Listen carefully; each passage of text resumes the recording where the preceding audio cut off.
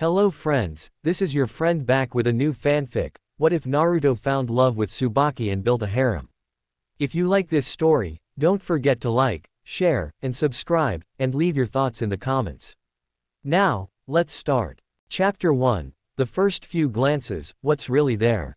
Part 1, _ Naruto Uzumaki was sitting by himself on his usual swing in the academy playground, staring down sadly. Heartbroken and frustrated at yet his third failed attempt to complete the genin graduation exam, the blonde whisker-faced youth didn't have the energy or the enthusiasm to do anything else. Why does that one jutsu trip me up every time? He asked himself in his frustration. As he sat there sadly, he couldn't help but overhear the conversations that the other kids in his class were having with their parents and families. Ha, passed it with flying colors. They called me first. I'm a genin. I wish your grandma were here to see this. I'm proud of you, son, we all are. Congratulations. I'm going to cook all your favorites tonight. We'll have a feast. This only served to remind Naruto of just how lonely he was. There was no family there to comfort him or let him know that everything would be okay. What made him even sadder was that even if he had passed, there would be nobody there to congratulate him, either. It was with these thoughts in mind that a particular conversation found its way into Naruto's ears. There, do you see him? Asked a feminine voice that was laced with a spiteful edge. It's that boy. I hear he's the only one who failed. Another female voice responded, this one with not as sharp an edge, but rather laced with what seemed to be nervous fascination. Naruto now knew that they were talking about him. He raised his glance to see who they were. HMPH. Well, it serves him right, the spiteful woman responded back. Naruto noticed that this woman had the darker hair of the two, and had what appeared to be some kind of shawl wrapped around her forehead. She, like her companion, was dressed in the garb of a typical housewife, simple utilitarian dress with a shirt on underneath it. The scowl on her face gave one the impression that it was the usual expression she wore. The other woman responded, just imagine if he became a ninja, I mean, he's the boy who. Shish. The spiteful woman interrupted quickly, we're not allowed to talk about that. What are they talking about? What did I do? Why do people keep staring and glaring at me like that? He thought to himself at what he overheard, his frustration now giving way to hurt and anger at the unfairness of it all. He picked his gaze up and looked directly at the two women who were quietly deriding him, making direct eye contact with one of them. He noticed that this woman was the prettier of the two. It was clear that she was a civilian, but given her slender build, one couldn't help but wonder if she might have at one time been a kunoichi. Her hair was brown also, but of a lighter shade than her companions, and her head was unadorned. She wore a scowl that was similar to the spiteful woman's scowl, but wasn't quite so pronounced. Unlike the other woman, the nervous woman's scowl looked like it didn't belong there. As he continued looking right at her, he noticed a change in her posture and expression when they made eye contact. Tsubaki Kenpi kept her peace at her friend Obara's sharp reminder about the law regarding that boy. She knew what he was. She knew what he carried inside him, and she, like so many others, was content to act as though he didn't exist. Every time she saw that boy in the village, she was reminded of that horrible night, the night that she, like so many others, had lost so many loved ones to the nine-tailed fox's horrific attack. She had married young, as many kunoichi were wont to do. At the tender age of 13, her husband, who had been 5 years older than her, was a newly promoted junin on the night the nine-tailed fox had attacked. The attack left her husband dead, and her alone to raise her 2-month-old daughter Kasumi by herself. She had just made chunin at that time after 4 years in the shinobi program. She had been a member of the last class to graduate early due to war. She'd had to retire so that she could raise her child, and her life had not been easy. Fortunately for her, when Sarutobi retook the mantle of Hokage, he had set up a fund for those who had been orphaned or widowed and made into single parents as a result of the catastrophe that struck the village. Tsubaki knew Obara had it just as bad, but Obara had become much more embittered about how her life had turned out since that night. Obara had never been particularly compassionate anyway, having been a bit of a bully during her academy years, a path that her daughter, Amy, seemed to follow her in. As much as it saddened Tsubaki, she knew that Obara would likely never change, and probably didn't want to. She, on the other hand, had always wanted to be a medical field ninja, as she preferred helping people to hurting them. She remembered reading about the legendary Lady Tsunade's illustrious career as a genius medic and ninja during her time in the academy, but what had intrigued her the most was Tsunade's proposal during the Second Great Shinobi War to institute a medical ninja in every squad. Tsubaki, herself, thought that this was an ingenious idea, and she never really understood why the idea was never adopted. If it had been, who knows how many lives could have been saved on the night of the Nine-Tails attack. It was shortly after this last thought that she noticed Naruto looking right at her. Her first impulse was to glare at him, but after a moment of looking directly into his eyes, she saw something she'd never seen before. Those blue eyes were so full of sadness, pain, loneliness, to the point of almost complete isolation. Then she saw even more frustration and anger that stemmed from the sadness, pain and loneliness that he felt. She'd seen those things in her own eyes so many times when she looked into a mirror. It was terrible to feel those things. It was even worse to recognize them when you looked into your own eyes. It made you wonder what others saw when they really looked at you. She always felt exposed when she saw those things in herself, but this was different. She never saw those feelings to such an immense degree in her own eyes. Her face morphed into a confused, saddened frown, before settling into an ashamed one. She averted her eyes from the boy, unable to continue meeting his gaze anymore before she decided to look around for her own daughter. When Kasumi had come up to her, she gave her a phony smile and congratulated her, Kasumi being none the wiser as to what was really going on in her mother's heart and mind. Abara had done the same with Amy when she had approached, although her smile and praise seemed more genuine than Tsubaki's had been. They all walked away to celebrate their daughter's accomplishment, but Tsubaki sent one last look Naruto's way, making eye contact briefly once more, seeing something different this time, confusion and recognition. She quickly put it aside as she saw Mizuki-sensei making his way to Naruto, intent on talking to him about something. Naruto became confused as the woman's face seemed to change. It started with a glare, but then turned into a frown. She became confused, then sad, then she seemed to avert her gaze. Is she ashamed? And of what? She can't be ashamed of what she just said about me, can she? Nobody's ever been ashamed of that, he thought to himself in genuine confusion, trying to solve the puzzle just presented before him. She's probably just ashamed of acknowledging my existence. The rest of the village would rather I wasn't around, so that's got to be it, he thought bitterly, believing he had solved his mystery. Some prompting within him, however, told him to continue watching this woman. He didn't know what it was, and looking back, he could only chalk it up to her abnormal reaction to making eye contact with him. When most made eye contact with him, they usually glared icily, or angrily, but never guiltily. What made this woman so different? Naruto watched with confused interest as one of his classmates, Kasumi, made her way to the woman, telling her, "Mom, how she graduated and how well she did on the Genin exam." She was with her friend Amy, who made her way to the spiteful woman and had the same conversation with her. So that's where Amy gets it, huh? Naruto thought rhetorically. Returning his attention to Kasumi and her mother, Naruto just continued watching. Mom's smile and praise of her daughter seemed forced, as though her guilt was really bothering her. Naruto couldn't wrap his head around it. Why would that be? As they left the grounds, Mom glanced back Naruto's way once more. Naruto's interest gave way to recognition. He could see it in her eyes, she knew how he felt, and it was that realization that made her feel ashamed.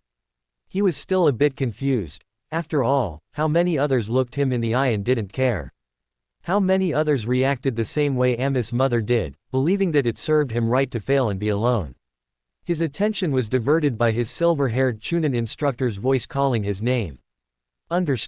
It was a fact that word spread quickly throughout the Hidden Leaf village about, well, anything of interest to anybody. It became widely known throughout adult circles that Naruto had been tricked by Mizuki that night into stealing the forbidden scroll of sealing. If some rumors were to be believed, he had learned an A-rank forbidden kinjutsu from the scroll before being caught, and eventually used it to save Iruka-sensei's life. As a result, he had been allowed to graduate, and for some reason, this had made Tsubaki smile. It made her smile even further when she heard that he was on the first Genin squad that Kakashi Hatake, of all people, had passed and taken on. It was as though Kami herself was giving the boy a break, as well as some vindication, from the labels and the treatment that people had given him, people like herself. Shame and guilt would come anew when she remembered how she used to treat him. She just couldn't get those haunted, lonely eyes out her mind. As it was right now, she was going to and fro within the village, running errands here and there. Kasumi hadn't passed her Junin sensei's test, and was now currently repeating her final year at the academy with her best friend Amy. Since Sasuke Uchiha had graduated, Kasumi no longer seemed as focused as she was before, as though her reason for being there was now gone. Tsubaki feared for her daughter, and for Amy. She knew all too well that fangirls usually didn't last long as kunoichi. Time and time again, she had seen or heard tale of fangirls being captured, abused, raped and killed, all the while, expecting and praying that their knight in shining armor would come and rescue them. She certainly didn't want Kasumi or Amy to end up like that. She only hoped that she and Ibara could talk their daughters out of this phase they were going through before it was too late. Right now, the chances of that happening looked pretty bleak, mostly because Ibara and Amy weren't really on good talking terms since she failed her genin test. Kasumi usually went in whatever direction Amy went. Amy just had that kind of presence. If she could focus her efforts and attentions constructively towards becoming a true kunoichi, she would likely do very well, becoming chunin quickly. Amy could lead people, of that there was little doubt, it was just that she usually led them in bullying others. There he was again, that boy, Naruto. She just watched as he and his two teammates suffered through a D-rank mission, walking the Inuzuka dogs. It would seem that whenever Naruto got involved in something, he jumped in with both feet. He was walking 4 dogs at once, all of which were as big as him or bigger. Now that she thought about it, any time she had seen him around in the months since he graduated, he always seemed to work that hard. He would use shadow clones to help with cleanup work. He would pull a greater load in each mission than the other two. He would also work with more enthusiasm and energy. It was as though he had something to prove. She gasped at that. Is this what we've driven him to? Does he work so hard to prove himself, just so we'll acknowledge his existence? It was with that question in mind that she began looking around, seeing if anyone was paying him any mind or attention. She saw that they were paying him more attention than they were his teammates, but it was the kind of attention that they were paying him that struck her. People were looking at him with cold, icy glares, the occasional exception being a hate-filled, scornful glare from someone who felt more strongly towards him than most. This just feels so wrong. He's just a kid. He doesn't deserve this. He's never done anything to hurt any of these people. This thought led to another guilt-filled realization, and not too long ago, I was no different. How would I feel in his shoes, with everyone in the village glaring at me like that day in and day out? How can he stand it? She took a few moments to observe him a little more closely. She saw his posture and the look in his eyes, even through the goofy grin followed by the occasional teeth-gritting grunt as he was walking several very strong dogs. She could see that Naruto was aware of every glare and every ill intention being sent his way. And yet, he wasn't reacting. Curious as to why this was, she continued to observe and watch him. At that moment, Naruto's gaze caught her own once more. That same flicker of recognition was there in his eyes. He remembered her. She almost averted her gaze as she felt her guilt and shame rising to the surface once more, but she squelched it, and offered him a weak smile and a small nod instead. Naruto frowned in what seemed to be confusion at this before being taken off his feet by his current mission and dragged through the streets, both his teammates yelling at him all the while. I wonder why she smiled at me this time, Naruto mused to himself after the dogs he was walking had finally stopped dragging him. Sakura had already bonked him on the head for being his typical knuckleheaded self and making their mission take longer, while Sasuke just smirked and gave him the typical barbs. Loser, dead last, idiot. Thinking about her smile, which he found to be quite becoming, now that he thought about it, brought a genuine smile to his face. It wasn't often that he received smiles from the villagers, and he found the experience to be quite pleasant, to say the least. Upon hearing his teammates calling his name, he pasted his phony grin back on his face before turning his attention to them and running in their direction so that they could get paid. Tsubaki had heard the most astonishing rumor, and was dying to verify the truth of it. That Naruto boy was involved in the defeat of an A-rank rogue ninja, and one of the 7 ninja swordsmen to boot. Apparently, he played a pretty major role in it, too.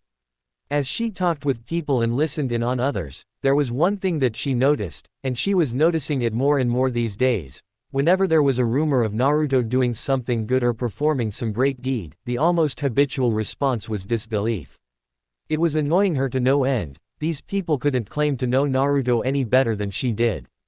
But here they were, jumping to the conclusion that Naruto couldn't have had anything to do with performing a service for the village. It was always about how he was a loser, or no good, or whatever the current nonsense happened to be.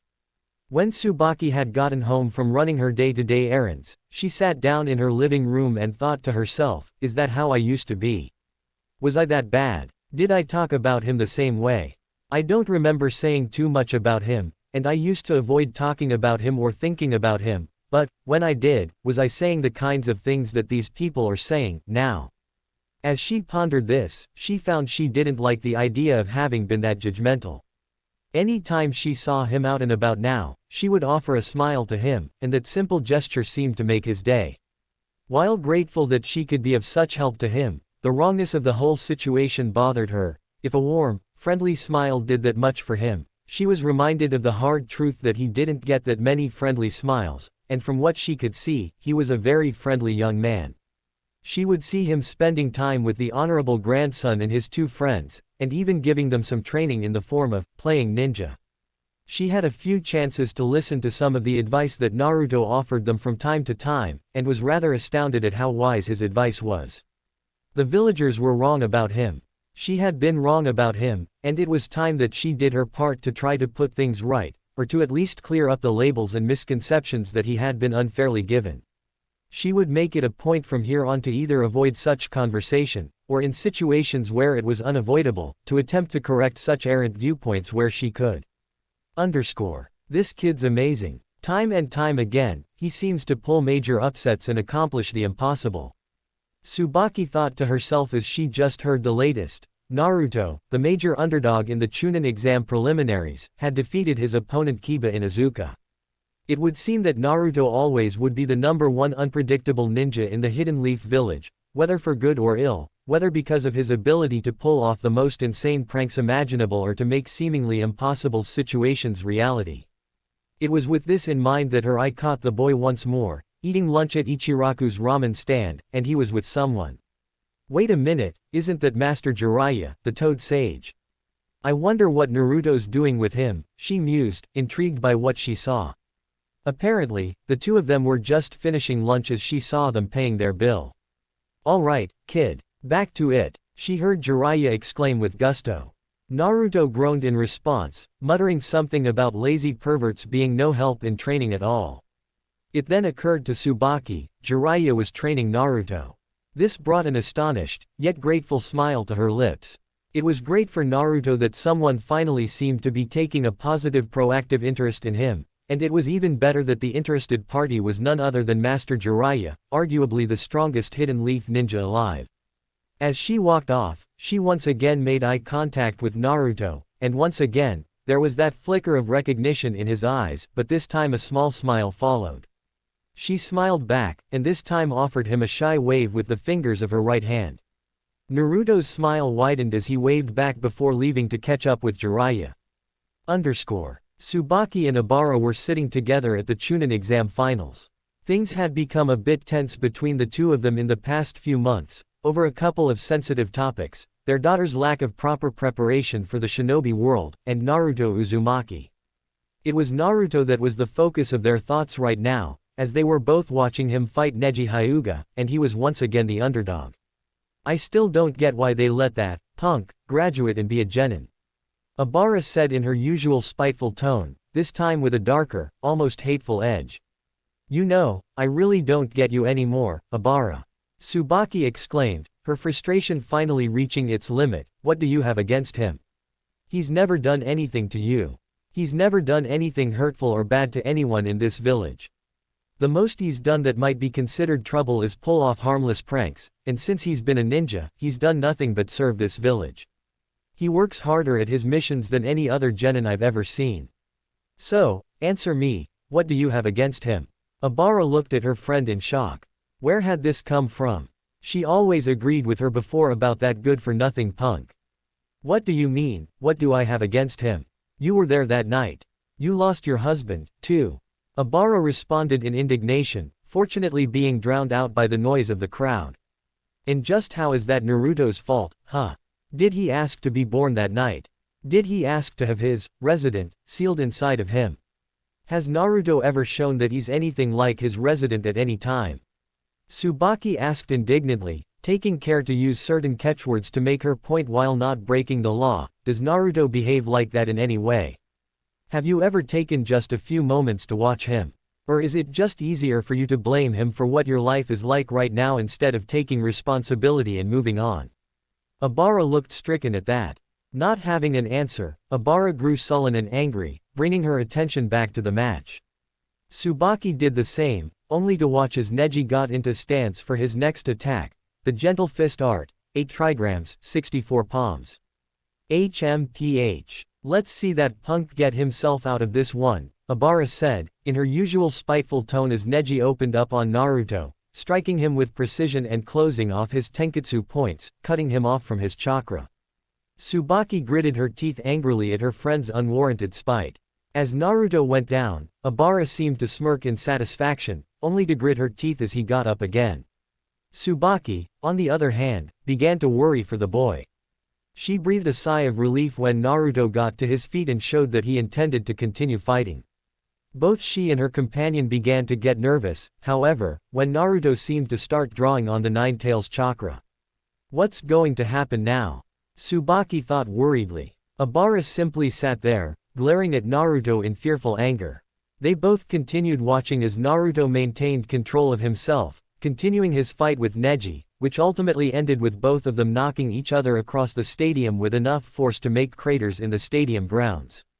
As Neji got out of his crater and stumbled over to Naruto, Obara chuckled darkly, while Tsubaki worried for Naruto while at the same time hoping that Naruto would get back up. After hearing Neji's diatribe about the reality of a failure, and then watching Naruto explode from the ground and connect with a strong uppercut, knocking Neji into the air and backwards about 30 feet, she grinned ecstatically. Somehow, she knew that Naruto would pull off a victory, and she was happy beyond words to be proven right. It was what happened next, however, that would burn itself into her memory forever, and begin to awaken feelings she never thought she would have toward the boy. Naruto responded to Neji's embittered acknowledgement of his defeat. For the record, I failed the graduation exam 3 times, 'cause there was this one jutsu that was always on the exam, and it tripped me up every time. It was the one jutsu that I just couldn't master. Tsubaki was listening intently, hanging on every word that came out of his mouth. She didn't know why, but for some reason, she had to know what he would say.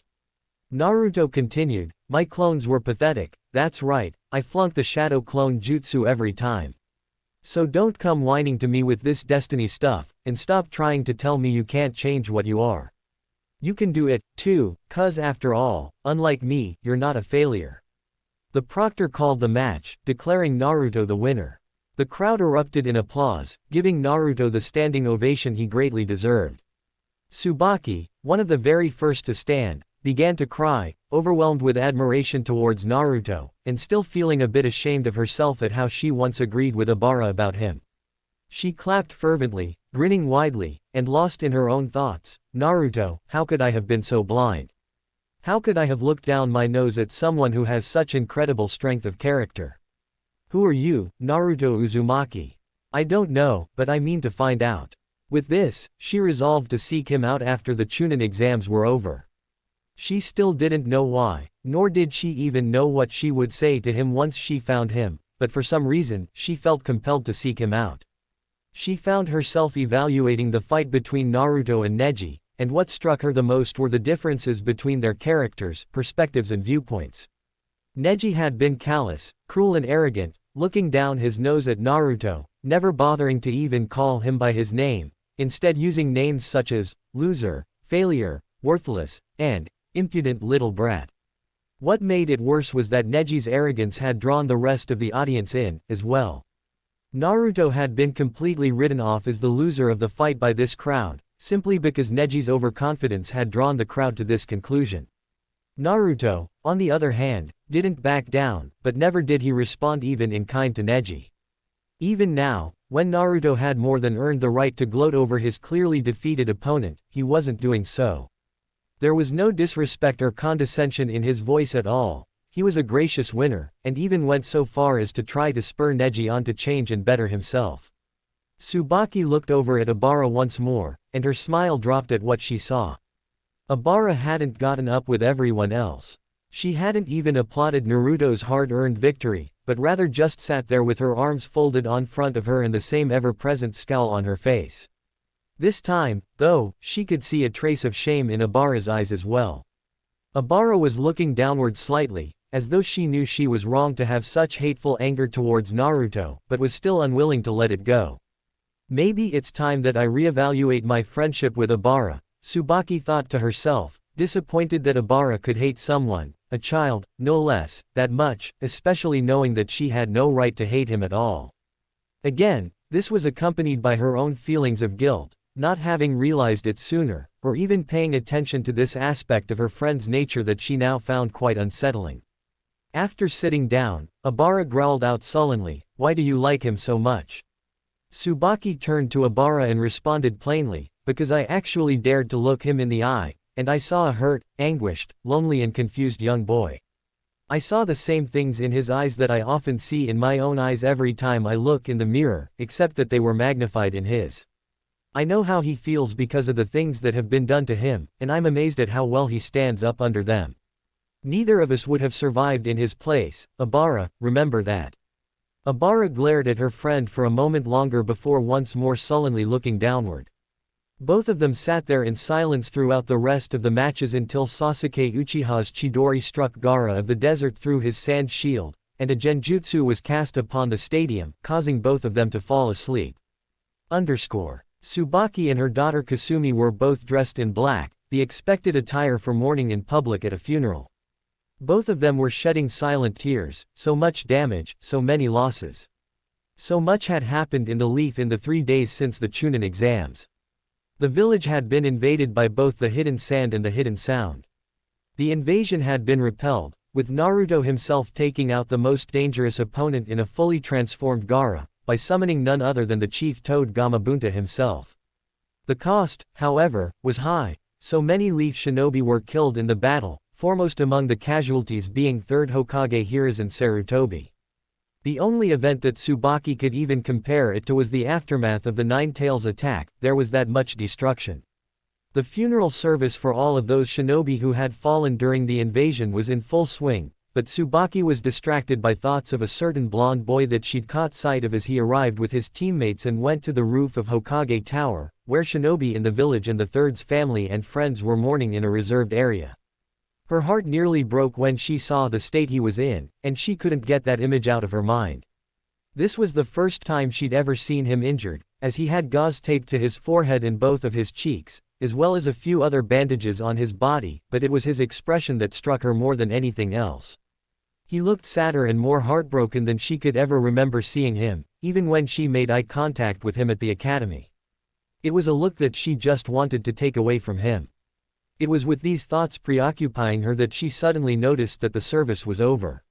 She saw Naruto with his teammates and Sensei leaving the tower together.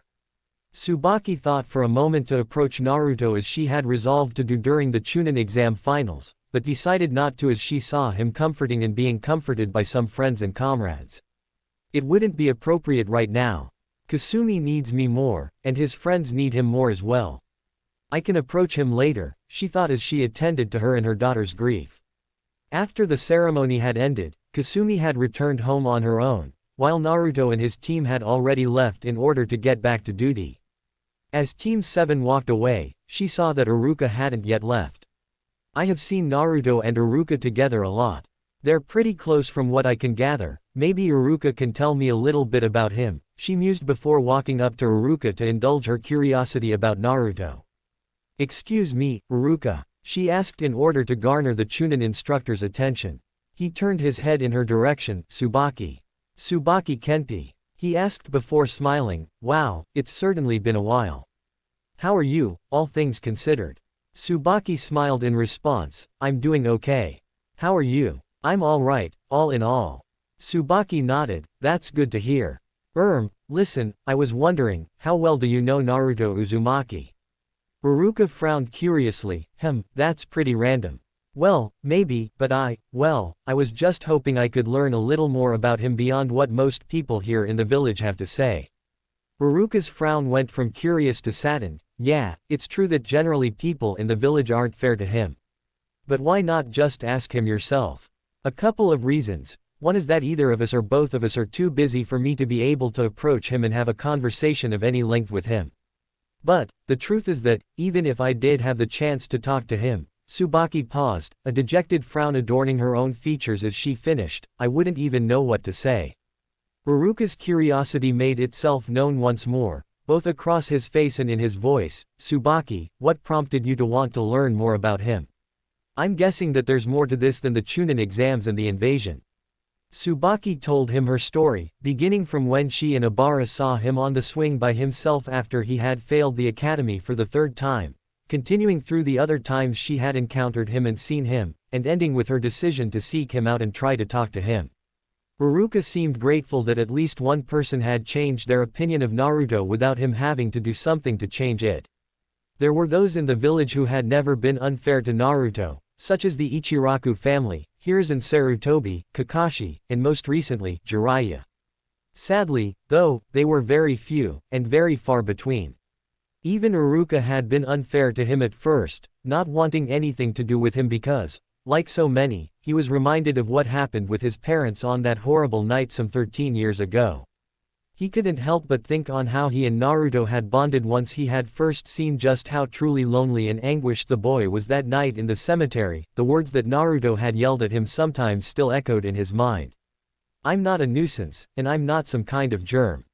I have a name. My name is Naruto Uzumaki. Tsubaki was the first person he had talked to who had changed her opinion of Naruto simply because she saw a lonely human being, not because he did something spectacular, confrontational, or anything like that. You know, it's funny, Ruruka began in response to her, as close as Naruto and I are now, it took Naruto getting in my face and yelling at me before I saw him as more than a simple reminder of the Nine Tails. Did you know that I was assigned as a teacher originally by the third because he wanted someone in Naruto's life that could help him? Tsubaki frowned in curious surprise, shaking her head. No, I didn't know that. Ruruka smiled nostalgically, relaying the tale of how he and Naruto grew close. How at first, he ignored him and acted like he didn't matter. How Kakashi told him that the reason he needed to somehow reach Naruto was because he was the only one who could. The night at the graveyard where Naruto had told him that he was no longer going to attend classes, and how Naruto had gone out on a dare from one of his peers into a combat zone and had almost gotten killed. The only reason he accepted that dare was because he was so lonely, and they told him they'd be his friends if he did it. It's amazing how you saw it and he didn't even need to say anything to you, he finished as he turned his gaze back towards her, intent on telling Tsubaki what she wanted to know. He's lonely, still. I only wish I had more time to give to him, now. I love him like a little brother. He smiled at the thought before continuing, Naruto's a truly unique and amazing person. He never gives up, either on himself, or on anyone else. Once he sets his mind to something, he'll stop at nothing to achieve it, and his goals are so lofty and noble. Of course, you know that he's determined to one day be Hokage, right? Tsubaki nodded. Well, let me tell you, Ruruka continued, the more I see him, and the more I watch him grow, I can't help but think that one day he's going to do it. Tsubaki's eyebrows shot up in surprise upon hearing this. Ruruka pressed on, the truth is that so many people write him off at best, or outright hate him at worst, but he has this strange power, for lack of a better word, but it seems to fit because he's the only person I've ever known who's like this. You can't get to truly know Naruto and not eventually come to like or love him. He can become friends with anyone, it doesn't matter who they are, or where they're from. He's also fiercely protective and loyal towards his friends and loved ones. Ruruka turned his gaze in the direction that Naruto had walked off in as he finished, Tsubaki, if you want to know what to say to him, just say whatever comes to mind. If you can't think of anything to say, knowing Naruto the way I do and judging from what you've told me, he'll somehow find a way to start a conversation. Tsubaki pondered his words for a while before nodding. Ruruka, thank you for your advice. I think I'll do that. Before long, Both of them said their farewells to each other, Haruka leaving to prepare for class the following day, Tsubaki on her way home to begin preparing dinner for herself and her daughter. Thoughts of just what she might say to Naruto once she encountered him racing through her mind. Chapter 2. A few more glances, what's really there? Part 2. She was back. Lady Tsunade, one of the legendary Sannin, the queen of elixirs and slugs, the world's greatest medic, was back in the Hidden Leaf, and she was going to be the 5th Hokage.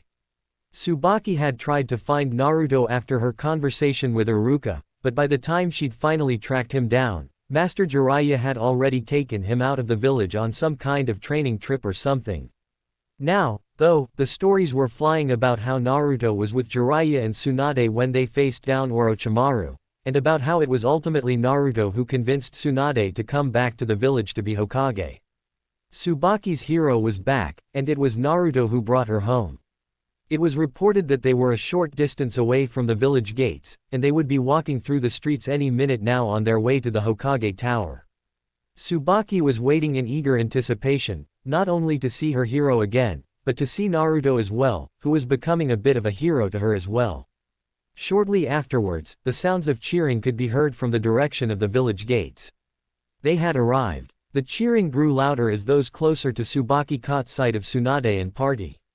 It wasn't much longer before Tsubaki saw them, and there was Naruto running up to walk right alongside them, all sporting a mile-wide grin.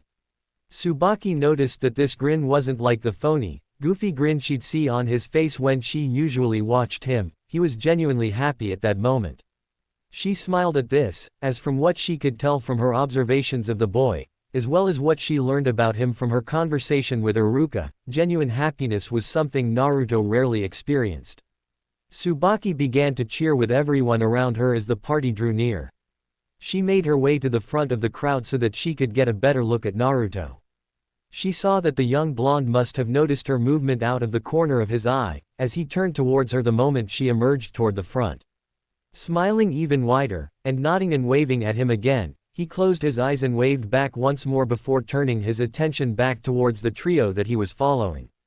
Tsubaki noticed that a few of those around her started looking her way, mostly in confusion, probably wondering how she and Naruto seemed to know each other. She just shrugged it off and continued cheering with everyone else. Tsubaki was frantic with worry. Naruto had just been brought back to the village by Kakashi, and from what people knew, he was very badly injured. Apparently, Sasuke Uchiha had either defected from the village to join Orochimaru, or he'd been kidnapped and forcibly taken to him, and Naruto was one of those who were sent to bring him back home. When she had heard tale of his injuries, and that he had just been brought in and admitted to the ICU of Hidden Leaf Hospital, she started running all over town, talking to anyone she knew and trying to find out as much as she could. What happened? How did he get hurt so badly? Just how badly is he hurt? She kept asking herself over and over again. Even her daughter had taken notice of how out of character she seemed to be acting, and as Kasumi wasn't the most perceptive girl on the planet, this spoke volumes concerning Tsubaki's current state, more to herself than to anyone else. She didn't care, the only thing she cared about was finding out about how Naruto was doing, and seeing if she could help him in any way. After finding out very little on the streets, she decided to go to the hospital to see what she could learn. When she spoke to the reception desk in the main lobby, the attendant seemed quite saddened and worried herself. She informed Tsubaki that more information could be gleaned from the reception area in the intensive care ward before telling her how to get there. Thanking the woman for her information and directions, she immediately proceeded to the ICU to gather what other information she could. When she arrived, she found the ward to be a whirlwind of activity. With how quickly all of the staff and orderlies were running to and fro, she could only draw one conclusion: Naruto apparently wasn't the only new arrival. Tsubaki sat in the lobby and waited for things to settle down. 2 hours of waiting later, several exhausted orderlies and one exhausted nurse who was acting as the ward's receptionist returned to the main waiting station. Tsubaki went to the front desk to inquire about Naruto's condition. The receptionist, a lime green-haired woman around Tsubaki's age whose name tag read Isako, seemed surprised. "You're the first one to ask about him. Do you have any kind of relationship to him?" "Well, no," Tsubaki responded in a subdued manner, "I'm just a concerned party is all." My daughter and him were in the same class at the academy. Can you tell me how he is? The newly identified Isako broke down his injuries for the woman. 2 separate piercings through his right lung by either a large, wide weapon or a jutsu of some sort, chakra depletion, a fractured skull, several broken and displaced ribs, 6 fractured cervical vertebrae, severe blood loss and a cleanly fractured left tibia. Tsubaki gasped at the severity of his injuries and began to cry, but Isako reassured her. Don't worry, Isako said calmly to show her reassurance, his tenant apparently heals his body at an accelerated rate. Most of his injuries are already healing, from what we hear from Lady Tsunade, he'll be out for a few days, but he should be up and around after about a week or so. Tsubaki nodded gratefully, sniffling in an effort to slow her tears. Thank you. When are visiting hours? Well, people won't be able to enter his room for at least 2 days, but after that, normal visiting hours apply. 6 a.m. to 10 p.m., Isako smiled. Anything else I can do for you? No, thank you so much. You've put me at ease.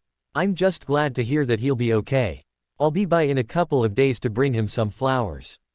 Isako smiled once more. You're welcome. And don't you worry. If there's one thing we all know in this ward, it's that Naruto Uzumaki's a fighter. He'll pull through this, and he'll walk out of here right as rain.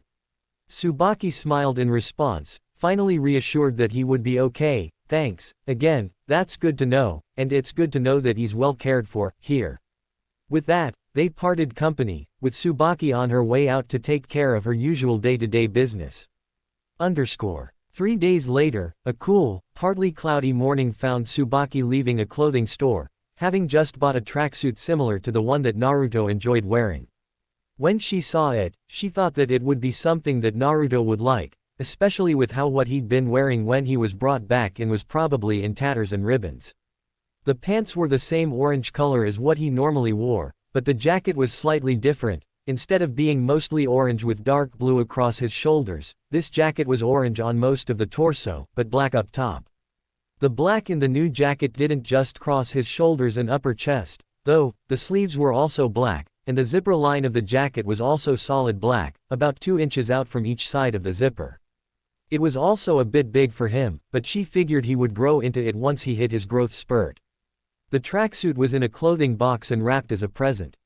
A few moments later found her at her next destination, the Yamanaka flower shop. Entering the store, she heard the bell chime as the door moved, alerting the attendant on duty that a customer was entering. A moment later, one Ino Yamanaka came jogging into the sales floor. Hello, welcome to the Yamanaka flow. Oh hey, you're Kasumi's mother, aren't you? She piped out inquisitively with a smile. Yes, Ino, that's right, Tsubaki responded, returning the girl's smile. I'm here to get a small bouquet for a hospital patient. Okay, well, give me a minute to put something together for you, Ino responded cheerfully.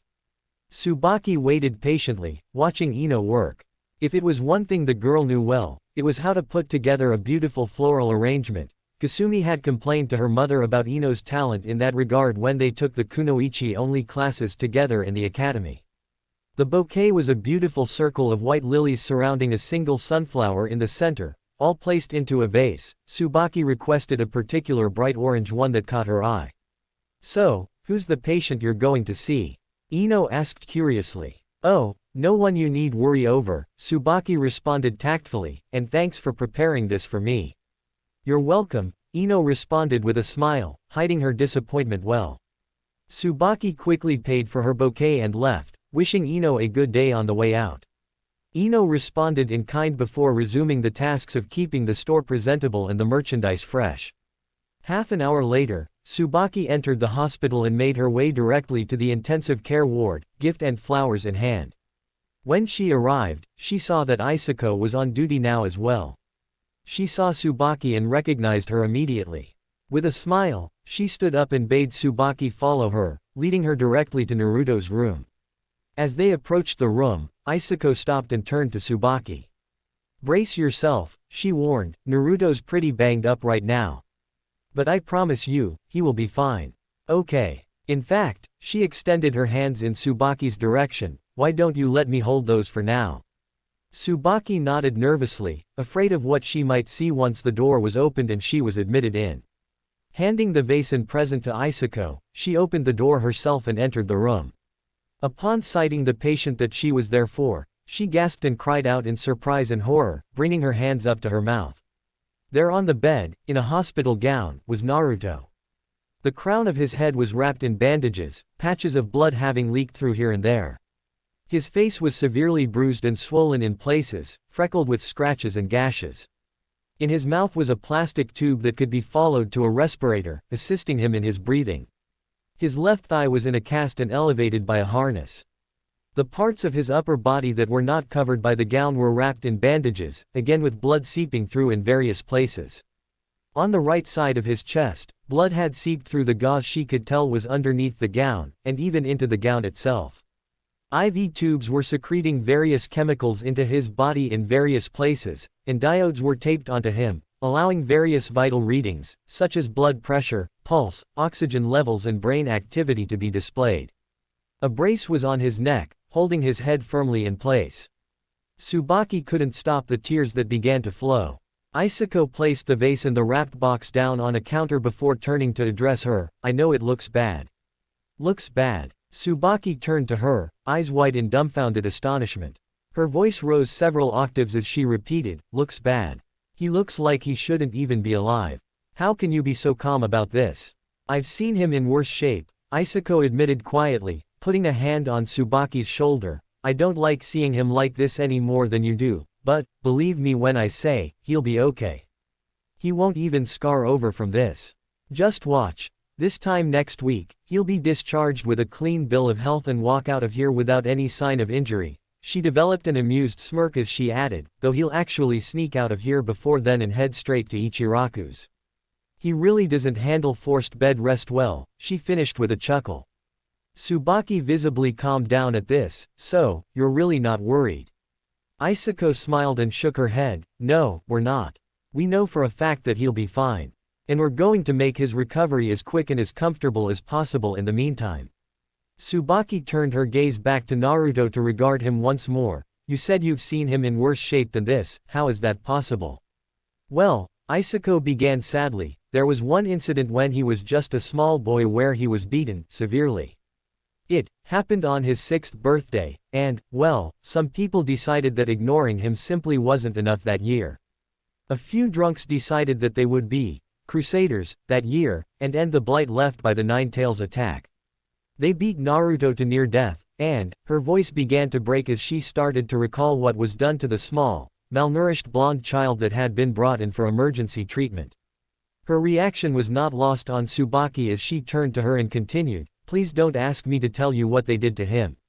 They did unspeakable things.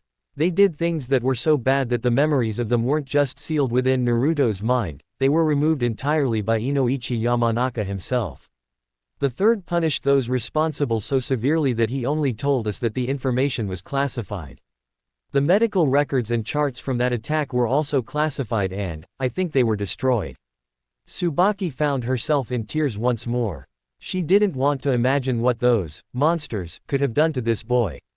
She'd never ask him, as from what Isako had just said, he had no memory of it at all, even deeply buried, and she'd never pursue the matter anyway. She was afraid of what she'd find. She then turned back to Naruto and studied him once more. "Don't worry," Isako spoke up once again, "he'll never remember that incident, and there are no visible scars anywhere on him from it. Like I said, though, we've seen him in worse shape, and he's pulled through before. He'll pull through good as new." Tsubaki looked at the woman again. Seeing the confidence in her eyes brought Tsubaki great comfort this time. She smiled at Isako in gratitude before turning back to Naruto. As Isako left the room, Tsubaki slowly walked toward him. She stopped at his bedside and brought her hands up to his sleeping face, gently caressing it in an affectionate manner. She leaned down slowly and carefully towards his ear and spoke, "I don't know if you can hear me or not, but I'm glad you're going to be alright. I know you don't hear this anywhere near as much as you deserve to, but, thank you. Thank you so much, for everything that you do for us, here in the village." As she finished, she planted a slow, lingering kiss on his cheek, just off of his mouth. After several seconds, she pulled away, tears of gratitude, both to him, and to whatever Kami was watching over him, pouring down her face. She smiled, a warm, loving, affectionate smile, as she pulled away, her fingers stroking his cheeks as she pulled off. She left the room, the receptionist smiling just as warmly as Tsubaki herself was. Maybe it's time I returned to active duty and pursued that dream I had of being a medical ninja again, Tsubaki mused to herself, thinking on the idea of making herself useful once again. Had they stayed in Naruto's room a moment longer, they would have noticed a single tear roll down the side of his face, and that his lips had turned upward into a very weak, barely noticeable smile. Ino Yamanaka had just been relieved of her shift at the shop by her mother.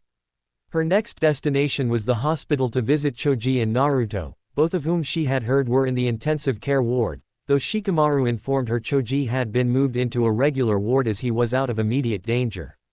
Naruto, 5 days after being admitted into ICU, had not regained consciousness yet. On her way out, she picked up a flower for each of them.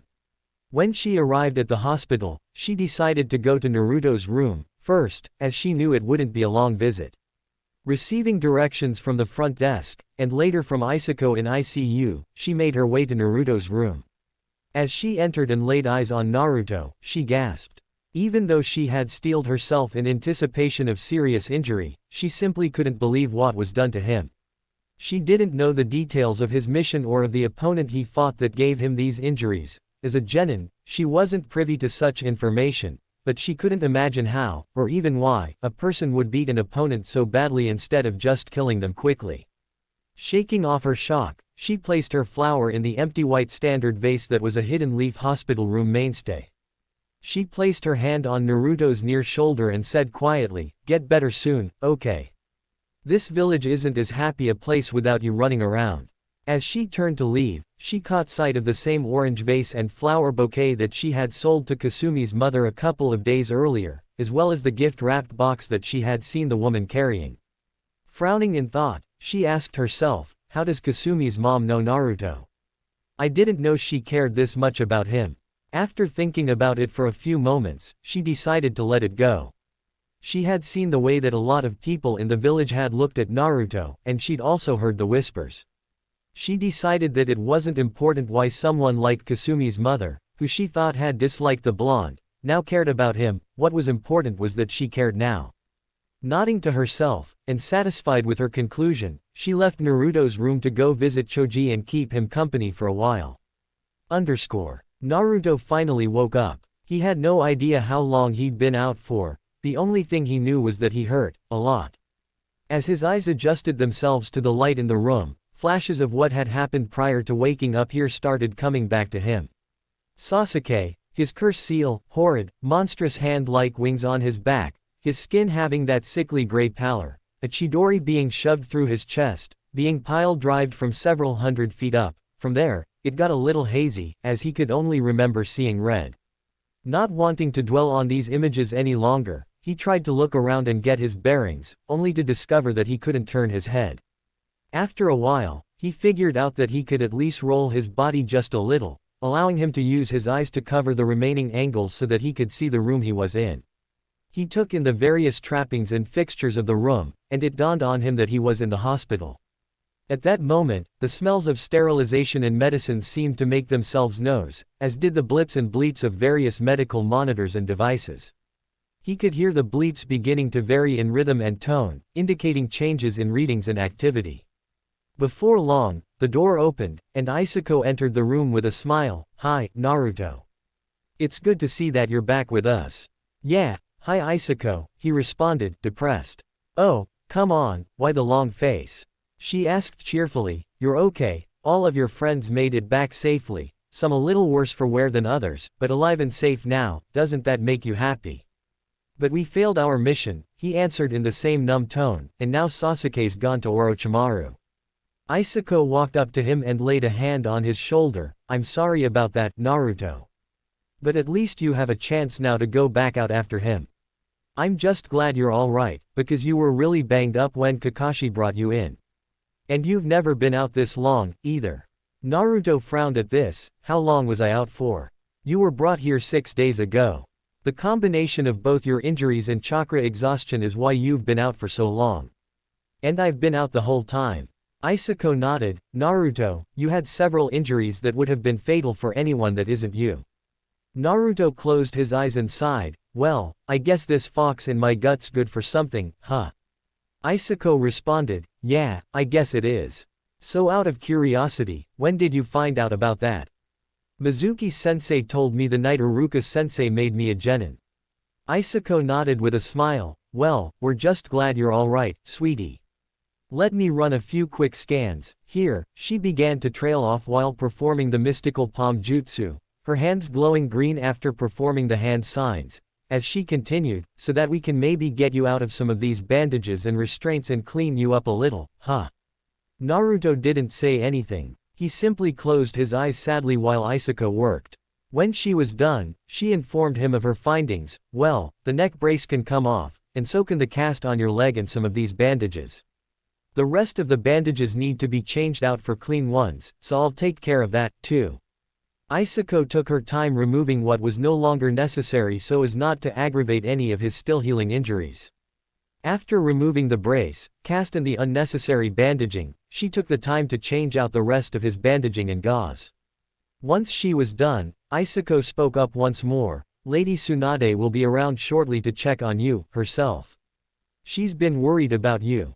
Naruto couldn't help but smile at this, even if his smile was small. It was nice to know that people worried about him. You've also had a few visitors. Really? Who? Well, there was Ino Yamanaka, Shikamaru Nara, and Tsubaki Kenpi. Tsubaki Kenpi? Naruto asked, genuinely confused. Yeah, does that surprise you?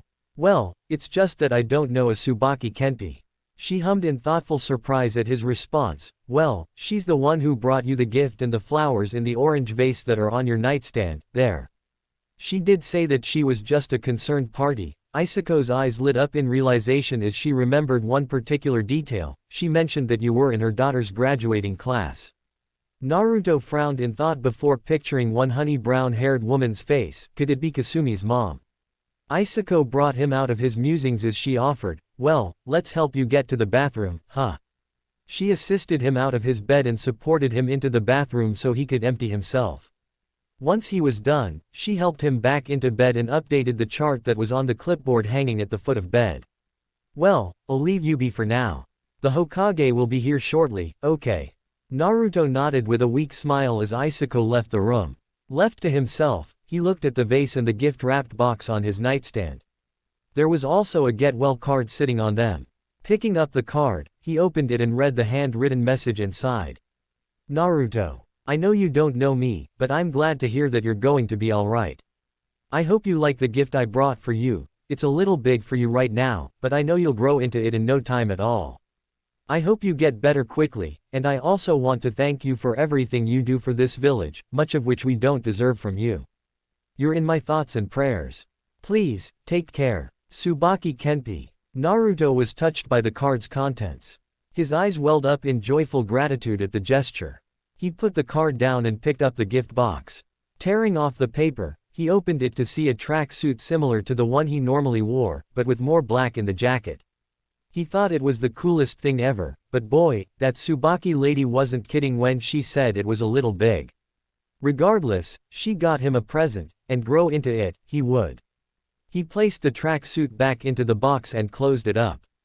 A smile adorned his face as he waited for Tsunade to show up. True to Isako's prediction, Naruto had sneaked out of the hospital for a trip to Ichiraku Ramen. 4 days after her visit to his room, Tsubaki saw Naruto, still in bandages all over his body, literally being dragged out of his culinary haven by those same bandages by none other than Lady Tsunade's apprentice Shizune. In addition to the bandages, however, he had also been wrapped in a straitjacket. Naruto was protesting loudly that he was fine, and that he felt fine, while Shizune was firmly telling him that he wasn't, regardless of what he said. Shizune also added, somewhat teasingly, that she would allow Naruto to get some ramen, once he was all healed, to which Naruto protested even more loudly, saying that he was fully healed already. Tsubaki couldn't help but laugh heartily at the comical scene being played out before her.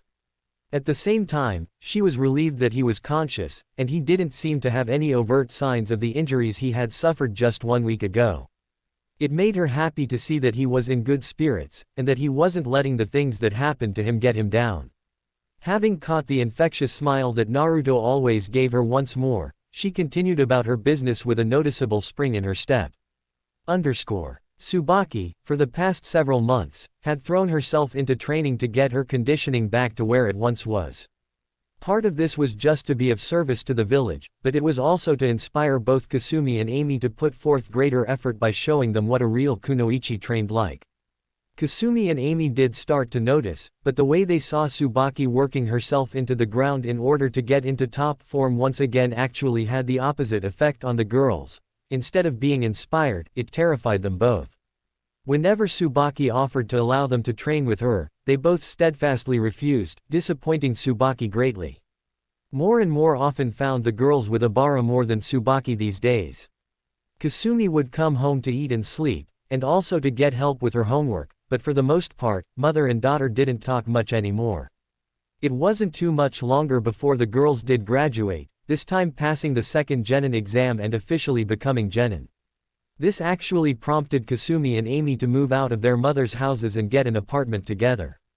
Kasumi, for some reason, didn't really bother coming around anymore. Tsubaki could only guess it was because Kasumi needed to keep her own little idealistic view of what it meant to be a kunoichi up for as long as possible. On the one hand, Tsubaki couldn't exactly blame her. Children wanted to keep their cheerful, naive, innocent view of the world for as long as they could. Tsubaki herself certainly wished she could have kept it for longer than she had, what with graduating during a time of war and having to grow up very quickly on the front lines. But she had thrived as a kunoichi, it was what she was born to do, and she'd been on her way to being accepted as a medical ninja in training when the Nine Tails attacked. Naruto, her thoughts now frequently wandered towards the boy that had won more and more of her admiration since he'd graduated from the academy. If the rumors were to be believed, then he would be leaving to train under Master Jiraiya as his official apprentice for the next 3 years or so. Smiling at the thought, already knowing just how strong he was after hearing more and more of the boy's exploits, she could only imagine how strong he would be in 3 years with Master Jiraiya training him. I imagine he'll also grow into that new track suit I bought for him, too. She thought, in some glee, with just a hint of desire. Okay, Tsubaki, let's not get ahead of ourselves, here, she told herself, reining her thoughts in, though the smile on her face at the thoughts she'd been having stayed there. Jiraiya and Naruto were on their way out of the village. He wouldn't be seen in the village for 3 whole years. The village wouldn't be the same without him, and everyone knew it. His absence would be noticed, and he would be missed, but at the same time, the knowledge of what he would be doing in his absence inspired all of his peers, and many others within the village to work hard and train themselves. Naruto's peers, especially those from his graduating class as well as Might Guy's students, had all started training harder than ever before, not only because they wanted to be able to protect their friend, but because they also wanted to be able to stand and fight alongside him when he returned. Tsubaki could only smile at that thought. Naruto had a presence of inspired leadership that he likely didn't realize he possessed. He inspired people to follow his example simply as a byproduct of who he was, yet another unique power of his that made him truly special. She was one of the people that watched Naruto walk off with Jiraiya as they left through the gates. Catching his gaze one last time before he left through the gates, she smiled and waved at him. Deciding that it was time she said something to him, she called out, "Good luck, Naruto. Stay safe out there, and get stronger." "Thanks," he yelled back with a smile and a wave of his own, "I will. Believe it." As the pair walked off, Tsubaki thought to herself, "I can't wait to see just what you'll be like when you get back, Naruto," and with that, she went on her way, missing the blonde whirlwind of hyperactivity already. As he and Jiraiya traveled down the road, Naruto couldn't shake the gnawing familiarity in the back of his head. The woman who wished him well, he recognized her as the mother of his old classmate Kasumi, and he had also remembered seeing her around the village, smiling and waving at him. She was one of the more genuine people in the village about her friendliness towards him, that much he could tell, but there was something else. Why can't I figure out what this feeling is? What is it about her voice that comforts me? He asked himself in frustration. "What's eaten, you, kiddo?" asked Jiraiya, clearly seeing that Naruto was preoccupied with something. Naruto looked at his master and answered, honestly, it's something I don't think I'm gonna be able to figure out. That lady who wished me luck on the way out of the village. Jiraiya nodded, indicating that he knew who he was talking about. Well, something about her voice is just, I don't know, comforting to me. And I really don't know why. Jiraiya smiled knowingly at him, well, it'll probably come to you in time if it's important, Naruto. But otherwise, his knowing smile turned into a perverted grin, if nothing else, you got yourself a pretty lady who seems to want to see you again. Jiraiya finished with a loud, boisterous laugh. Naruto just grumbled at his teacher's antics, yeah, whatever you say, pervy sage. Both of them continued their travels, though Naruto couldn't help but keep his master's words in the back of his mind. Chapter 3, I like what I see. Tsubaki had a horrible, sinking feeling in the pit of her stomach. Something terrible had happened. The only time that the Hokage summoned a shinobi or kunoichi's next of kin to their office was when the ninja in question had been hurt, raped or killed. When she had arrived at the Hokage's office, she knocked on the door. Enter, she heard Tsunade's voice from the other side. She opened the door and entered. To her surprise, Obara was there as well, and she looked upset. Tsubaki Kenpi? Asked Tsunade, wanting to confirm her identity. That's right, Lady Hokage, Tsubaki responded. Tsunade closed her eyes and sighed, you'll want to sit down for this. Trust me. Tsubaki immediately felt a lump rise in her throat as she took the seat Tsunade indicated for her. Tsunade proceeded to explain what had transpired, and that Tsubaki and Obara's daughters had been killed in action. Apparently there was no next of kin for either their third genin teammate or the Junin sensei, this explaining why only Tsubaki and Obara were there. Tsubaki was in shock, with Obara doing little better. Kasumi and Ami's first C-ranked mission had been mislabeled. Kasumi and Ami's genin team had been commissioned to take down a simple group of bandits that had been terrorizing a town. They were told that it was a particularly lusty group of men, therefore an all-female team had been requested. The mission was simple: infiltrate, seduce to distract, and eliminate. It seemed an easy enough task, except for the fact that the village hiring the team left out one important detail: a Junin rogue ninja from the Hidden Mist was leading the group. The Junin sensei of Kasumi's team was a rookie Junin, while the rogue ninja was a veteran Junin. The difference in their skills could not have been more pronounced. The bodies of all four kunoichi had been recovered after Tsunade sent Team Kurenai, with Kakashi Hatake as backup, out for search and retrieval. The rogue ninja even gave Kakashi a hard time, but was eventually dispatched. When the bodies were found, they had long since been killed, and defiled in numerous ways, except for the Junin, who'd been kept alive by the rogue ninja as a plaything, but not before having her legs amputated at the knee, and her arms amputated at the elbow.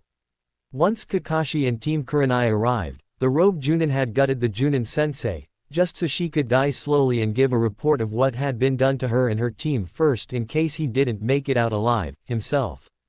She told them every gruesome detail of what had happened, what the men had done to them, how they had used and abused them for their own wanton desires, how Natsuri, Kasumi and Ami's teammate, had been the only one of her students to put up any kind of struggle, and how only Natsuri had worked to find a way out of the situation they were in before she was done in by these ruthless men. She told them all of this before expiring slowly and painfully from blood loss. Tsubaki and Obara knew what this meant. Of the three genin, only Natsuri dealt with the situation as a true kunoichi. The bodies of their comrades had just been returned to the village, and were being prepared for burial. While they were being transported back to the village by Kurenai and her team, Kakashi went to the hiring village to find the mission contractor so that he could figure out what happened. He found out that they honestly didn't know about the rogue Junin that led the group, they'd never seen him. This tragedy was the simple result of honest mistakes and insufficient intel. Ladies, please, if there's anything you need, or if there's anything I can do for either of you, please don't hesitate to call on me, okay? Tsunade offered, hoping to provide what comfort she could for the grieving mothers. Obara simply sat there, silent tears flowing down her cheeks, her teeth gritted together in anguish. Tsubaki shed silent tears as well, hanging her head. Tsubaki began to mutter while slowly shaking her head back and forth, I told them. Obara looked at her former friend and snapped, what are you talking about? Not even bothering to look up, Tsubaki answered the question in a slow, numb monotone. I told them that they needed to train more. I told them that their training was all they would have to fall back on in the field. Her voice broke as she continued. I told them that something like this could happen, but they didn't listen to me. Her cries became quietly vocal as she finished. Obara only looked on in anger at Tsubaki's words. I told them, Tsubaki continued, that their prince wasn't going to come in and save the day, and that they needed to train and stop treating this like some kind of game. Or maybe they should have depended on him to come and rescue them instead. Obara snapped angrily, finally losing her cool as her own voice broke. Except he's out on a training trip, so he couldn't be here to protect our daughters, now, could he? Tsubaki, on impulse, stood up, and drummed the other woman hard across the face, knocking her out of her seat. Don't you dare blame Naruto for something that he had no fault in. The only ones to blame for this are the men who killed them. But as hard as this is for you to accept, and as cruel as it might sound, the fact of the matter is that Kasumi and Amy should never have been kunoichi to begin with. They were Uchiha fangirls in the academy, and they never grew out of that. This would have happened eventually anyway, so stop looking for someone to blame. And don't you ever use Naruto Uzumaki as a scapegoat in my presence again. Do you understand me? Holding her hand to her reddened cheek, Obara looked at her former friend in shock, before her shock turned to anger. She was about to retort and retaliate before Tsunade interjected, Obara. Obara turned to the Hokage, who continued, I agree with Tsubaki, quite frankly. And while I do sympathize with the fact that your life's just been turned upside down, I will not sit idly by and allow you to slander one of my best shinobi. Take it from someone who knows. If you don't change your perspective, and if you don't find the strength to take proper responsibility for yourself, you'll end up bitter, old and alone, with nothing but regrets. Now, if there's nothing that you need at the moment, please leave. If you need anything else, my door is open to you, starting tomorrow. Tsunade looked at Obara very pointedly, letting her know in no uncertain terms that any further outbursts on her part would not be tolerated. Obara collected herself, narrowed her eyes into a glare, and left without another word. Once she was gone, Tsunade looked at Tsubaki, genuinely impressed with how she stood up for Naruto. She hadn't known a lot of people who would do such a thing in the village since she had taken the reins as Hokage. Following this, she let out a frustrated sigh. Barely a month has gone by since he left, and already people are forgetting all Naruto's done for them. Tsubaki simply turned her gaze back to Tsunade and explained, that's not it, Lady Tsunade. Obara's always hated Naruto, just because seeing him reminds her of the fact that she lost her husband in the Nine Tails attack. Well, that explains her animosity, Tsunade remarked. Tsubaki shook her head in disagreement. No, it's just her excuse. The truth is that she's just not a kind or compassionate person, she never was. She's one of those people who need somebody to blame, and Naruto's burden gives her an easy target. I lost my husband that night just like she did. Both of us were left widowed with infant daughters at 13 years old. We were both chunin, and we had to resign from active duty so we could be home with our children, so in a sense, we lost our careers that night, too, but none of that is Naruto's fault. I'm ashamed to say that I once shared her point of view, until I actually saw who he was behind the goofy facade he puts up. Tsunade's eyes narrowed curiously. Really? What did you see? Tsubaki recollected the tale of how she saw Naruto on the tire swing as the only student in the academy who didn't graduate with his class, and how at first, she only saw him as the boy who had the fox in him. She shared about how she looked him in the eye, only to see feelings and emotions that she knew quite well. She then shared about how her view changed the more she saw him around and observed him. Tsunade smiled at Tsubaki's accounts of Naruto. Even Tsunade herself had to let Naruto grow on her, and it took Naruto standing up to protect her on both a broken leg and a torn quadricep. This woman simply saw something real in Naruto's eyes before she started changing her opinion of him for the better. Lady Tsunade. Tsubaki asked suddenly, I would like to request a skills evaluation so I can return to active duty. Tsunade frowned in surprise. Tsubaki, are you sure that's such a good idea, right now? I mean, you're going to need some time to grieve. I believe it would be helpful to me, Lady Hokage. My only child is gone, and while I will take the time to grieve, Tsubaki's voice began to break as the tears started to flow, I want to be of use. I need to keep going, and moving forward. I always wanted to be a medical ninja. Really? Tsunade asked as she leaned forward to listen closely, now quite interested in the woman's request. Yes, ma'am, replied Tsubaki enthusiastically, you were always my hero in the academy.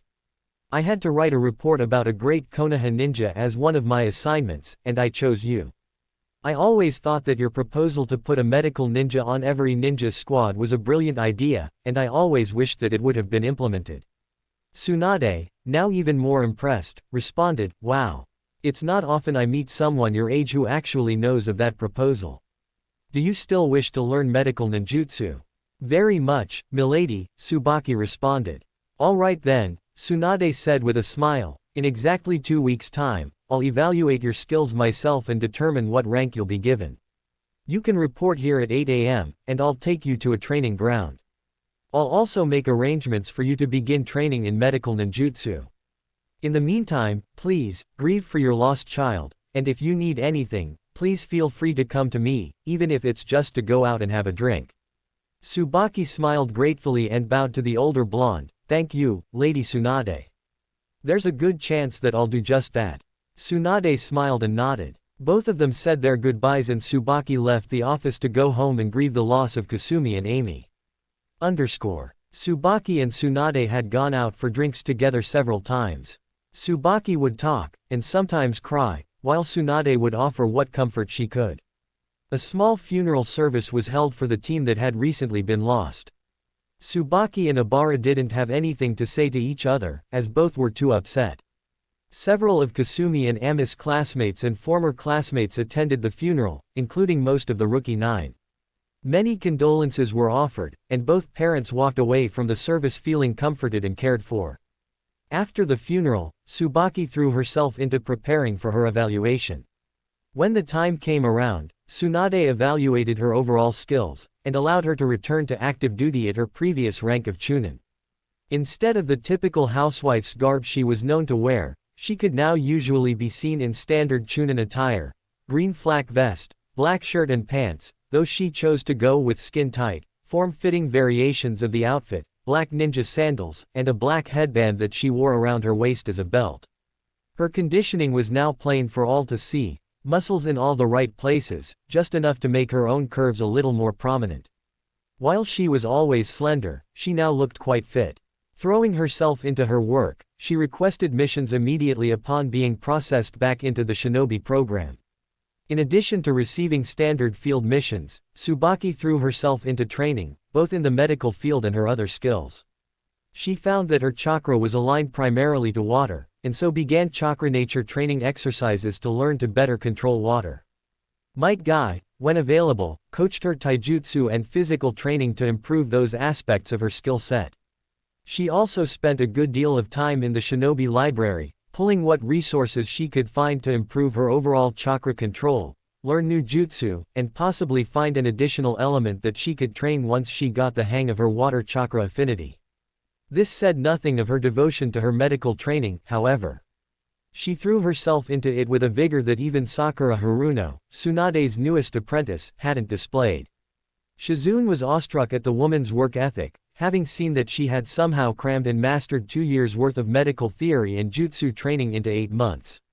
When she had brought Tsubaki's work to Tsunade's attention, Tsunade had approached Tsubaki and offered her additional study material.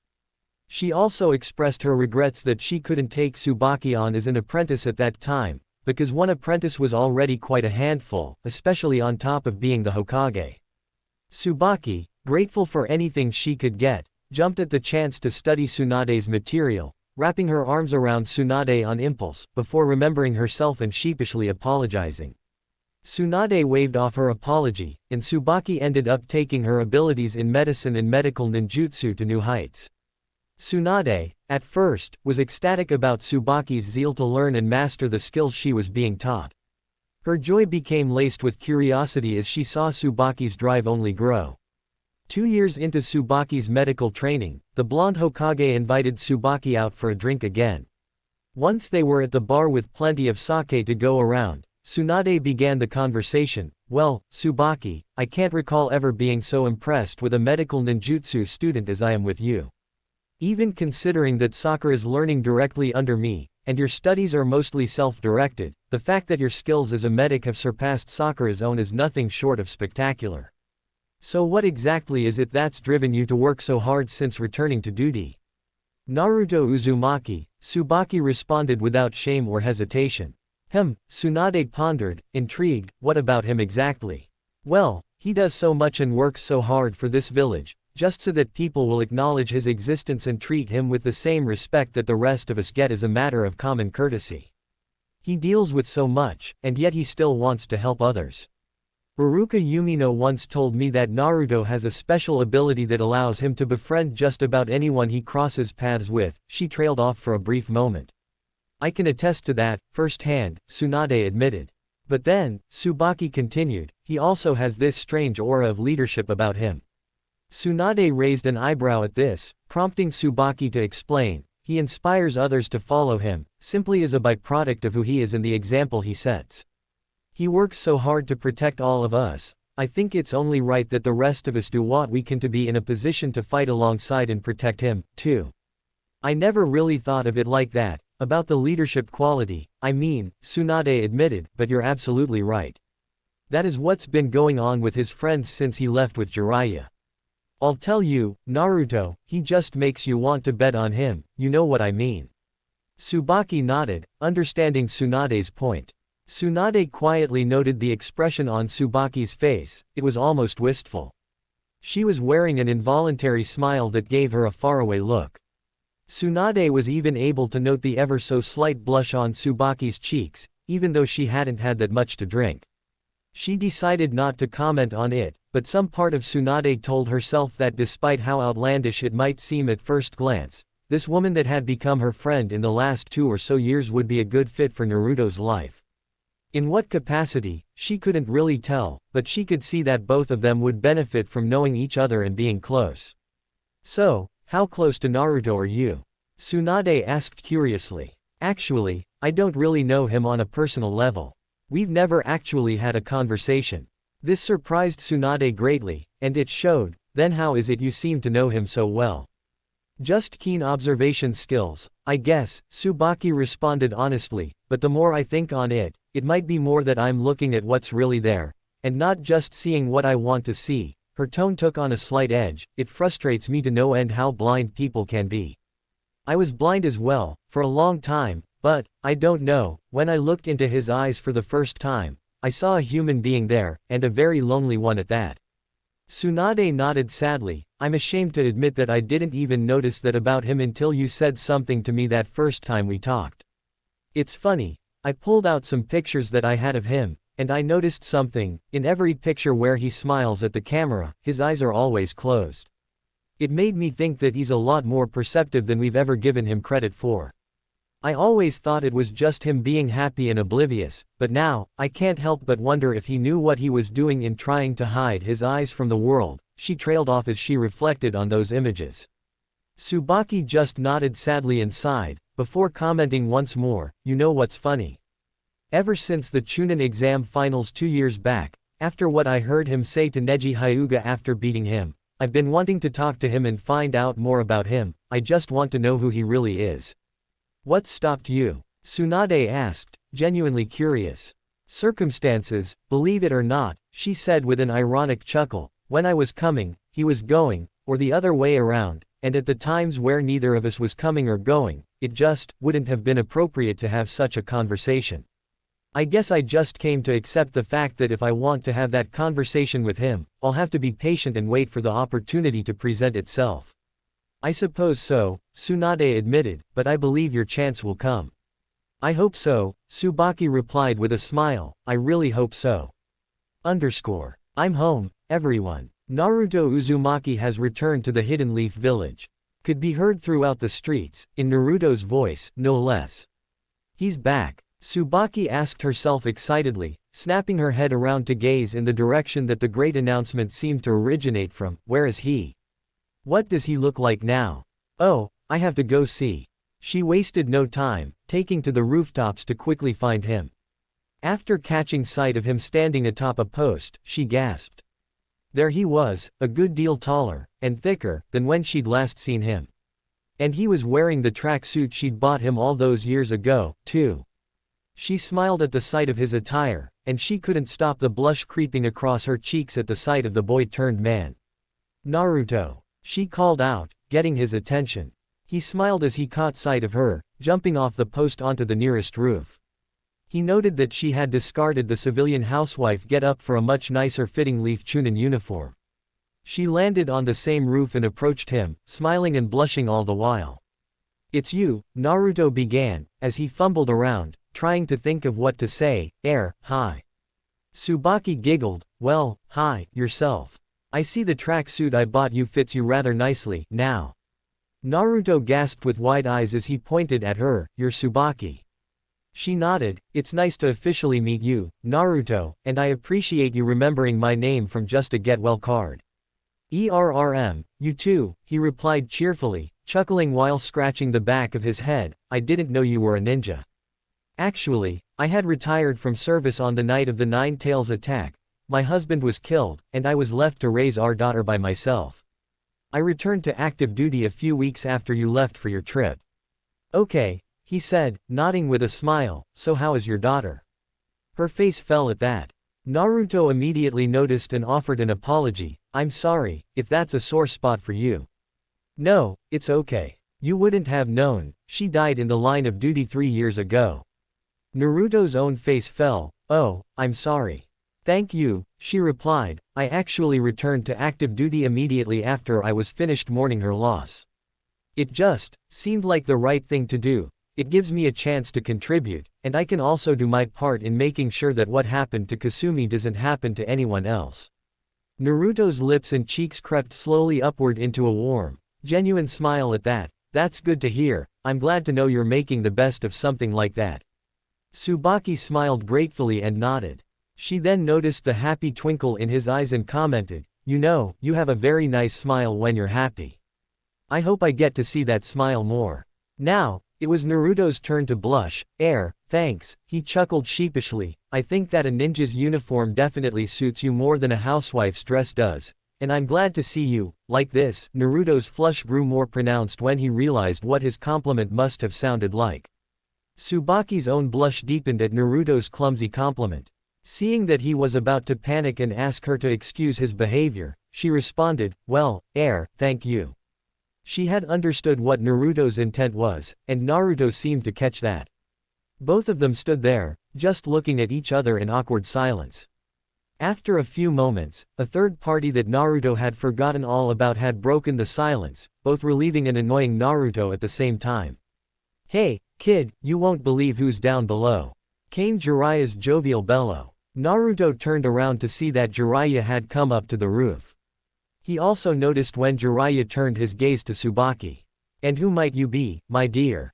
Jiraiya asked, immediately flirting with the honey brown-haired Chunin that had been engaging in conversation with his pupil. "Hello, Master Jiraiya, my name is Tsubaki Kenpi, and I was just welcoming Naruto back from his trip with you," she greeted the man before bowing to him. Jiraiya turned to Naruto and gave a perverted grin, putting his arm around Naruto's shoulders. "Not bad, kid. Not bad at all. This one really is a looker." Naruto began to sputter at Jiraiya's blunt and direct analysis of the situation that he and Tsubaki had entered. Tsubaki, being a tactful woman, replied, "Thank you, Master Jiraiya. It's nice to receive praise from such a prestigious and powerful shinobi as yourself." Naruto's face faltered while Jiraiya's chest seemed to puff out. "Well, of course, I am the man to make all women swoon everywhere," he bellowed with a laugh. Tsubaki seemed to adopt a knowing smirk as she continued, "But, as far as male company and companionship goes," she walked over to Naruto, grabbing his arm opposite the side Jiraiya was on and finished, "I'd prefer Naruto here to you." Naruto's face fault became even more pronounced, a tomato red blush now covering his entire face. Jiraiya just gave an agonizing yell and started crying anime tears. After a few moments, both Naruto and Jiraiya recovered. Jiraiya spoke up with a snarky smile, "Well, as much as I would like to leave the two of you alone to continue engaging each other," his smile fell as he became a little more serious. "Naruto, we do need to report back in. Besides, Sakura and Konohamaru are down below waiting for you." Naruto smiled at that, nodding to his master. Turning back to Tsubaki, he took his leave. Well, Tsubaki, I hope we get to talk more sometime. She smiled and responded with a nod, I'd like that. How about we get some lunch or something tomorrow? Sounds good. You like ramen? Yes, I do, she responded with a laugh, and I can only imagine that you must be biting at the bit for Ichiraku's. You'd better believe it, he responded, tomorrow at lunchtime, then. She nodded, I'll see you then, and, welcome back, Naruto. Thanks, Tsubaki. It's good to be back. Naruto jumped down to the street on the side of the building where Sakura and Konohamaru were, while Tsubaki jumped down the other side of the building to the street 1 block over. Looking at the time, she began to make her way to the hospital to start her shift in half an hour. On her way there, she crossed paths with Abara, who seemed to be shopping and running a few errands. Abara stopped with a double take as she saw her former friend, a woman she hadn't seen since Amy and Kasumi's funeral service. She gaped as she saw Tsubaki, dressed in Chunin attire. She must not have known that I returned to active service, Tsubaki thought to herself. Tsubaki offered a weak smile and a nod to Abara. Abara, in response, cast her gaze down and slightly away from Tsubaki before turning and going back about her business. Saddened for the woman, Tsubaki continued on her way to the hospital. Naruto couldn't deny that he had changed. He'd had time to think on a few things while he and Jiraiya had been traveling from place to place. He'd had a chance to discuss a lot of life experiences with Jiraiya, who in turn wasn't stingy with him in that department. Both of them were able to laugh with each other at getting tied to the stump at the end of the belt test. Both of them were crushing hard on girls who would beat the crap out of them simply because they were in the mood to, though unlike Naruto, Jiraiya would admit that it was his perverted leers and antics that would bring Tsunade's wrath upon him most of the time. Sakura, on the other hand, would hit Naruto just because she felt he was getting in the way of her pursuit of Sasuke, or he'd just done something to annoy her, whether or not it was actually her concern. The more time away he'd had from the village, the more he was able to see certain people for who, and what, they really were. Sakura hadn't so much as left him a get-well card when he had come back from the Sasuke retrieval mission, and even though she tried to cheer him up while he was there in the room, she had mainly come by to find out the full story of what happened to Sasuke. In contrast, a woman who had only seen him on the street a handful of times not only brought him flowers and a card, but a gift as well. When he had thought of these things, his interest in Sakura started to wane rather quickly. He eventually found himself asking what it was he ever saw in Sakura to begin with. He had grown up. His time with Jiraiya hadn't been without its benefits and lessons. He was able to learn from Jiraiya's own mistakes with Tsunade, as well as from Tsunade's reactions to Jiraiya. Sakura was even more volatile than Tsunade had been, and Naruto came to the conclusion that he would be better off, in many ways, by letting Sakura go. Ironically, he came to that conclusion after he had already let her go unconsciously. These were the things he had pondered on his way to Hokage Tower with Jiraiya and Sakura. After trying to show Konohamaru his latest pervy ninjutsu, Sakura had slugged him once more. Of course, he would admit that he probably asked for that. Still, though, would it be too much to ask that Sakura not hit him hard enough to break his jaw? After all, it wasn't like he was peeking on her in the bathhouse or something. He was broken out of his thoughts as Sakura knocked on Tsunade's office door. The three of them entered when the command was given, and from there, he and Jiraiya gave Tsunade an update on Naruto's training. Tsubaki was waiting for Naruto to show up at Ichiraku's. She had gotten there at 11:30, just half an hour before noon, so that she could be sure she wouldn't miss him. The more she thought about this, though, the more awkward she felt. What would she say to him? What would they have to talk about? Would he even show up? It wasn't like they knew each other, after all. Hey there, Tsubaki heard from behind her. Turning around, she saw Naruto. He came to meet her, after all. He was also wearing that same smile she liked so much yesterday, that genuine smile that showed he was truly happy. She smiled back, both with relief and with happiness that he was there. Hi, she said right back, have a seat. I haven't ordered yet, I was waiting on you to get here. Naruto nodded and took the stool immediately to Tsubaki's left. The two of them exchanged a few pleasantries before Tsuki came to take their orders. As Tsuki saw Naruto, he beamed, hey there, kid. Welcome back. I had no idea that this fine young lady was referring to you when she mentioned she was waiting for someone. You've gotten a good bit bigger since I last saw you. Thanks, old man. I sure did miss your cooking, though. I would have been here last night, but I wanted to be in bed early enough to make sure I'd be here on time after what Kakashi-sensei just put me through. Music to my ears, my boy. So what can I get you? First rounds on the house to welcome back my favorite customer. Both of them ordered miso ramen, Naruto with his usual additions, fish cakes, a boiled egg and extra barbecued pork. As they received their meals, Tsubaki and Naruto found it quite easy to talk to each other. They started with Naruto's second bell test with Kakashi that went well into the wee hours of the morning, and just finished a few hours ago. Tsubaki shared about her return to duty since he had left the village, while Naruto told her about his adventures with Jiraiya while traveling from place to place, many of which seemed to end with the two of them being chased out of town by angry towel-clad females because Jiraiya just couldn't keep himself from doing research. Surprisingly to Naruto, Tsubaki found those particular tales absolutely hilarious, especially when Jiraiya couldn't get away fast enough. After spending time getting to know each other a bit, an Anbu suddenly appeared. Uzumaki, he quickly said, the Hokage requires your presence right away. Naruto, seeing the seriousness of the situation, nodded. The Anbu vanished in a puff of smoke at his response. Naruto turned to Tsubaki and began to explain, but she waved him off before he could say anything. Missions come first. I do understand, she explained reassuringly. Listen, most of my time on duty is spent at the hospital. You know Isako, right? In ICU. Naruto nodded, prompting Tsubaki to continue. She can always tell you where I am. So if you want to drop by and talk some more after you get back from your mission, I'll be waiting for you, okay? Naruto smiled and nodded. Well, gotta run. I'll see you soon, Tsubaki. Looking forward to it. With that, Naruto left the stand and made his way to the Hokage's office at top speed.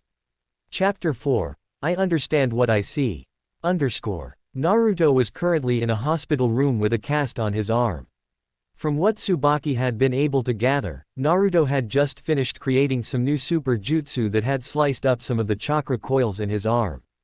They could still be healed, which relieved Tsubaki. She wouldn't want him to lose his ability to mold chakra. It had been, a few months, since they'd had a chance to talk. It was the day after Naruto had gotten back with Master Jiraiya when they'd had lunch. Having just been promoted to Junin, Tsubaki was now taking on more special case patients. When she heard that Naruto had been admitted for observation and for a few checkups on his arm, she jumped at the chance to be his attendant. It would give her a chance to care for him, and also to spend some time with him as well, as he had been going on mission after mission with almost no downtime. Smiling as she entered his room, she greeted him, "Hello Naruto, how are you?" Naruto looked at the woman who had just greeted him with a smile of his own when he saw who it was, Tsubaki. Hi. She was dressed in semi-civilian garb, attire that medics typically wore when not out in the field, and not in surgery. She was dressed in a cream-colored form-fitting blouse with a turtleneck collar over a crimson skirt that ended a few inches above her knees, and high-heeled ninja sandals. Her headband was around her neck, indicating that she was on duty as a ninja. She wore her hair in a ponytail that began at the base of her neck, giving the hair on her head a framing effect around her face, which was highlighted with natural shade eye shadow and lip gloss of a medium pink. She was the epitome of an attractively dressed professional woman, tasteful, yet slightly provocative. It's good to see you again, Naruto, it's been too long, she began, still smiling, though I do wish that it was under better circumstances. Well, it's always good to see you, he responded, so I'll take whatever circumstances I can get if it gives me a chance to talk to you again. Tsubaki couldn't help but blush at such a declaration. She thanked him shyly as she started making small talk with him, running some scans and performing a routine healing jutsu so that the healing in his arm could be accelerated.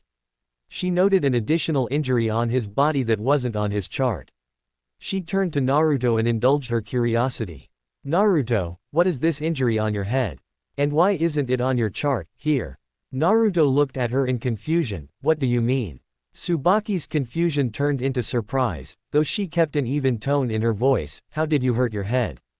Do you not feel any pain around your head right now? Well, a little. Sakura gave me a knock to my skull when I was in Grandma Tsunade's office, but it's what I normally feel after she does that. Tsubaki's eyes narrowed. Do you know who it was that created this chart? I think Sakura did. Why? Has anyone else besides Sakura seen you or treated you since you were brought here? Well, no. Naruto's confusion seemed to grow at Tsubaki's few moments of thoughtful contemplation. Naruto, Tsubaki broke the silence, her face suddenly adopting a serious expression. I'm going to issue a formal request that Sakura Haruno not be allowed to treat you for the foreseeable future. I need to speak to the Hokage. Whoa, wait a minute. Naruto began, shocked at the brunette medic's admission. Why don't you want Sakura treating me? Because you've sustained injuries that are not listed here on this chart, which means that Sakura either didn't record them when she constructed your chart, or you've sustained them since you were admitted. For a medic to not report such injuries if they are aware of them is unethical and illegal. Naruto just stared at her for a few moments. Tsubaki continued, Naruto, there are signs of blunt force trauma, past and present, to your skull. Your healing ability, thankfully, allows you to recover from injuries of even that severity. Still, though, if it was anyone else, these injuries could have been terminal or even fatal. Naruto's eyes went wide. Sakura's punches to the head were affecting him that badly. He did find that he had trouble thinking or seeing straight for a few days any time after Sakura hit him on the top of his head. And her hits hurt, which was saying something, considering Naruto's tolerance for pain. Naruto, I know you don't want a friend of yours to get into trouble, Tsubaki said, but this has to be reported, it's the law. Naruto, seeing the pretty medic's urgency, pretty. I'll admit, she certainly is, but where'd that come from? Naruto closed his eyes, sighed and nodded.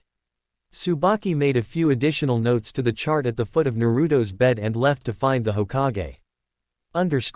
Tsunade frowned in concern, several issues weighing on her mind.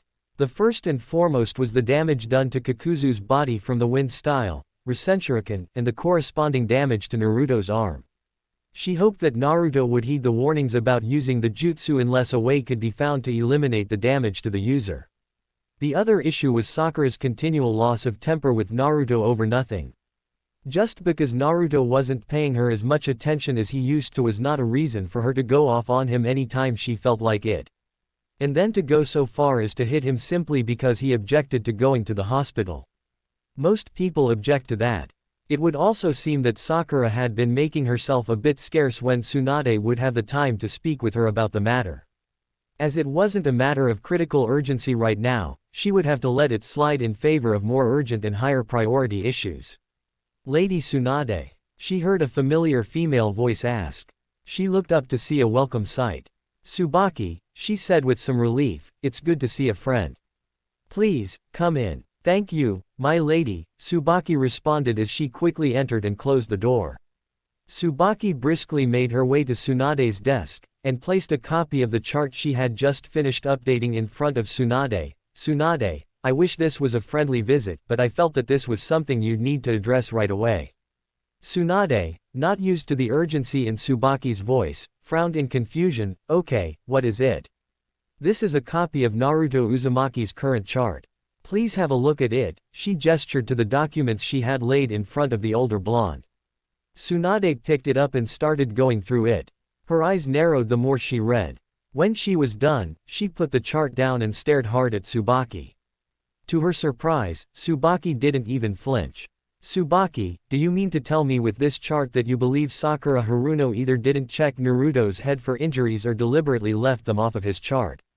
That's exactly what I mean to tell you, Lady Tsunade, she responded with firm conviction. In fact, I've already placed in a request with Shizune to keep Sakura Haruno from being allowed to treat Naruto for the remainder of his stay in the hospital until we can get to the bottom of this. If injuries of this nature are not on this chart, either she doesn't know what she's doing, or worse, she does. Tsunade's eyes widened at this. Tsubaki, still not done, continued, I'm also requesting that you go to his room and check my findings. I believe I've found something else that I didn't write onto that chart yet because I frankly couldn't believe what I found, so I'd ask if you could go over him as well and see if he has, well, inflammation to his brain. Encephalitis. Tsunade responded, stunned. That's just it. There's no trace of any pathogens that would cause encephalitis in his body, but I'm pretty sure his brain is swollen. The weird thing, though, is that he's not showing any outward symptoms of a closed head injury. At Tsubaki's diagnosis, Tsunade wasted no time. She got up from her desk and headed straight to the hospital. Follow me, she ordered Tsubaki. Tsubaki was on her heels the whole way. Once they got to Naruto's room, there was Naruto, and Sakura was there with him, apparently about to hit him on the head again, with the clipboard that had his chart on it. Freeze where you are, Sakura. Tsunade bellowed out. Sakura, in her surprise, froze in her tracks. What? Sakura asked in her confusion, lowering her arm. Naruto's flinch also relaxed. Tsunade quickly moved around to Naruto's bedside, her hand covered in green medical chakra as she started gently rubbing her palm around his head. Tsubaki followed her in, turning her gaze towards Sakura. What are you doing in this room, Sakura? Tsubaki asked. What do you mean, what am I doing in here? I'm treating my teammate, she responded indignantly. After I found a few discrepancies on his chart, Tsubaki paid attention to Sakura's facial expressions as she was explaining herself. Sakura seemed genuinely confused. I made a formal request to Shizune that you not be allowed in here to treat him. Discrepancies? What discrepancies? I listed every injury that he was admitted for. What about the injuries to his head? Sakura's confusion seemed to grow. What injuries to his head? What in the world are you talking about? Whether you know or not is not the issue right now. You are not authorized to be in this room. Tsubaki informed her firmly. Actually, Sakura, stay for now, but please sit over there, Tsunade instructed, pointing to a chair on the far side of the room while still focusing on scanning Naruto's head. After several minutes, Tsunade was done. You're right, Tsubaki. He does have a closed head injury. Sakura gasped upon hearing this.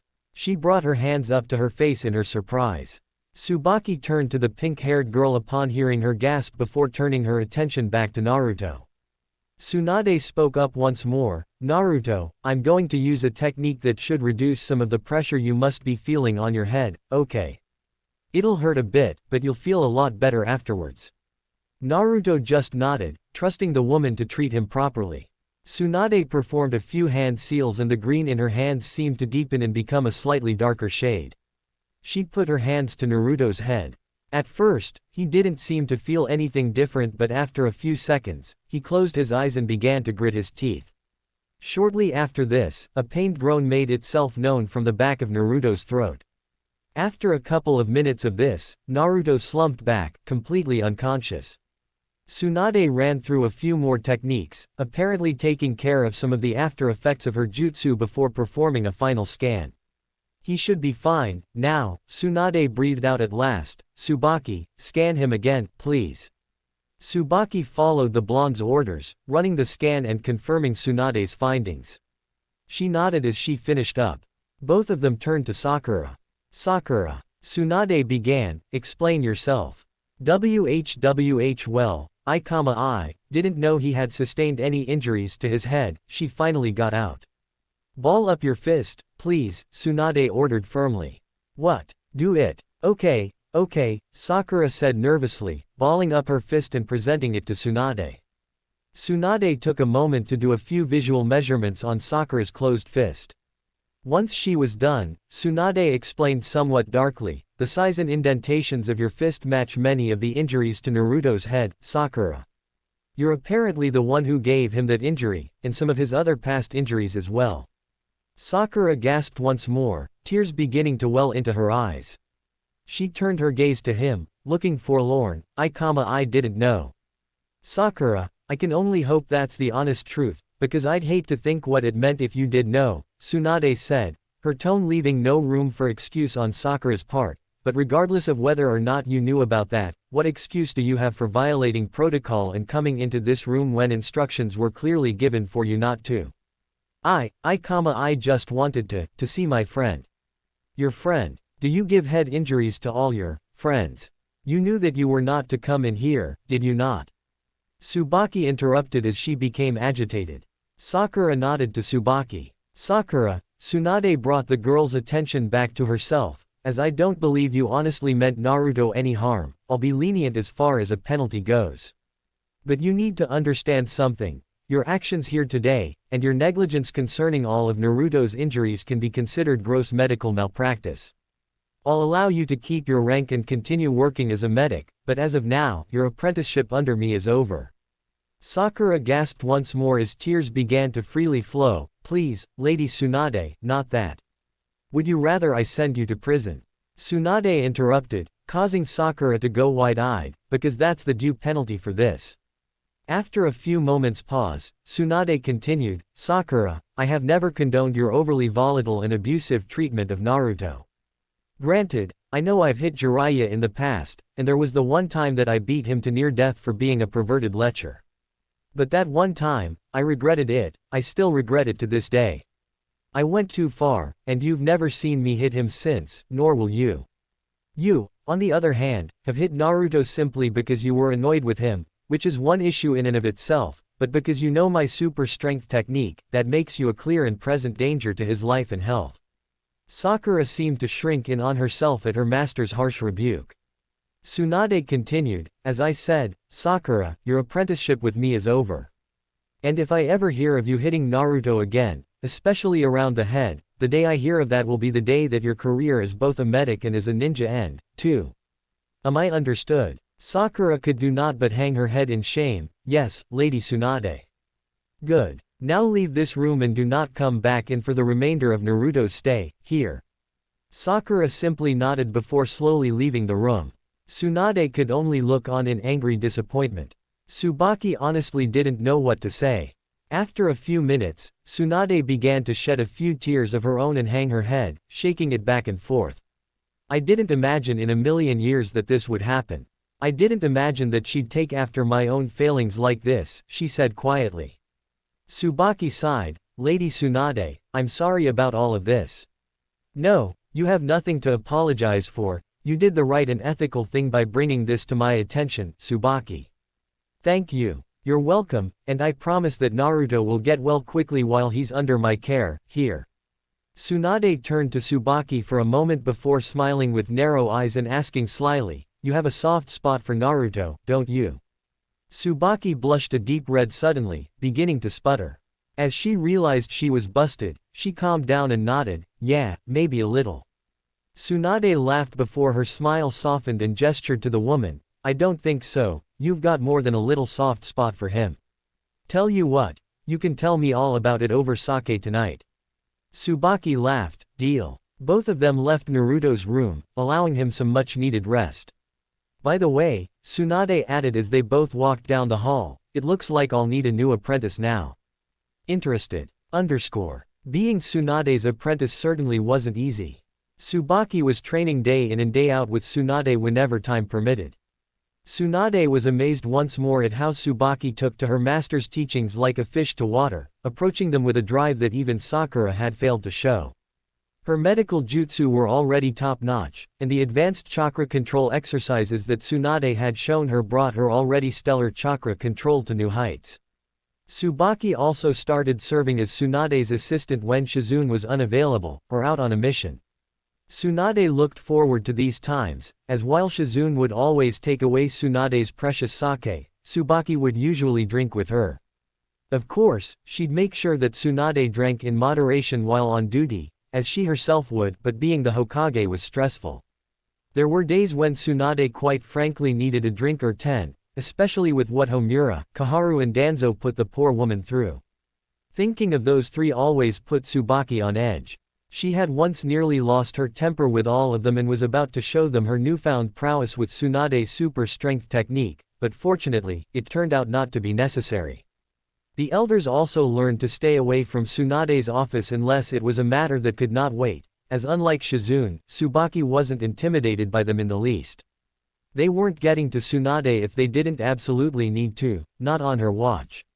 Once Shizune and team had returned from the mission to retrieve and seal the three-tailed turtle, with no turtle to show for all of their efforts, Tsubaki spent that night commiserating with Tsunade over the full onslaught of the elders that Shizune certainly stood no chance against. It had been a wonderfully miserable night of getting completely trashed and forgetting, at least until the next morning, to be painfully reminded not only by circumstances but by their hangovers as well. Naruto had also returned with the sealing team, but was sent out almost immediately afterwards once intel had been received that Orochimaru had been killed by Sasuke Uchiha. He had been given a mission to find and capture Itachi Uchiha, who had been spotted in the Land of Fire. It was also during this time that Jiraiya had gone to the village hidden in the rain. Tsunade had had a horrible, sinking feeling in her gut when Jiraiya left, and she immediately went to Tsubaki's home. Tsubaki, who hadn't ever seen Tsunade in such a state, elected to allow her to come into her home and do their drinking there. Tsunade was in tears about it all, meanwhile all Tsubaki could do was hug the woman. Their drinking that night consisted more of tea than sake. How did we develop such a kinship with each other? Tsubaki thought offhand, she was certainly my hero growing up, but it's amazing how we've become such great friends. What makes her trust me so much? Deciding to voice her thoughts once Tsunade had calmed down and was content again, she asked, Tsunade. Just curious, how did we become such great friends in so short a time? I mean, why do you trust me so much? Tsunade, without missing a beat, answered, I honestly think you're the most objective person I've ever met in this village, Tsubaki. That's at least what makes me trust you as much as I do. What makes you say that? Your opinion of Naruto and how you formed it, for one. Of all the people I've ever spoken to in this village, you're the only person besides Kyuki and Ayame Ichiraku who have ever taken a fair, objective look at him. It's funny, Shizune did, too when we first met him. Tsubaki simply nodded, listening to her mentor and friend while Tsunade told her the story of how she first met Naruto. They spent their evening exchanging stories about Naruto, some of which had been told before, some of which had not. After Tsunade had crashed there for the evening, they both continued the next day as they usually would, in slightly better spirits than they would have otherwise been. Naruto and team had just gotten back from the mission to capture and retrieve Itachi Uchiha. They came up with nothing. Apparently, Itachi had been killed by Sasuke by the time they got there, and blood stains were the only evidence of the battle that had taken place. That wasn't the main issue that was bothering Tsubaki at the moment. What was bothering Tsubaki was how Naruto would take the news about Jiraiya's being killed in the hidden rain. He didn't take it well. Tsubaki received the news from Shizune as to what had taken place in Tsunade's office. The woman knew that Tsunade would probably want to be left alone right now. If she wanted company, she'd seek it out. She also knew that Tsunade would be alright. It was Naruto that she was worried about right now. As soon as her shift ended, she began her search for him. It was late, the sun had long since set.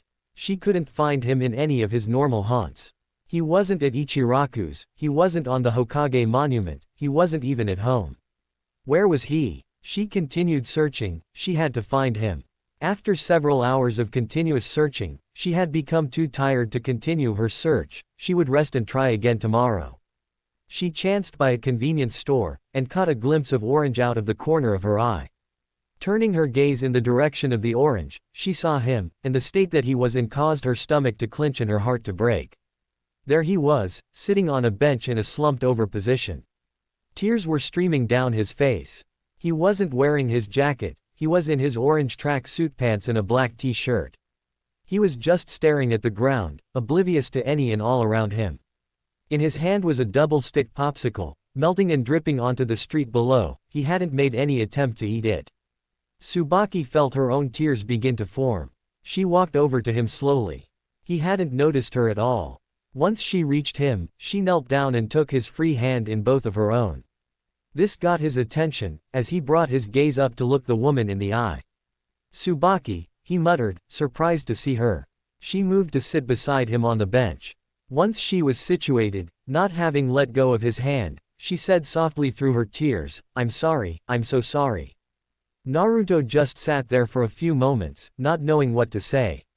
In his discomfort, he began to put on his goofy facade with closed eyes and make light of his feelings. It's okay, Tsubaki, I'm fine. Tsubaki interrupted him by bringing a hand up to his face and gently resting it there, causing his eyes to snap open and his grin to turn into a half-gape.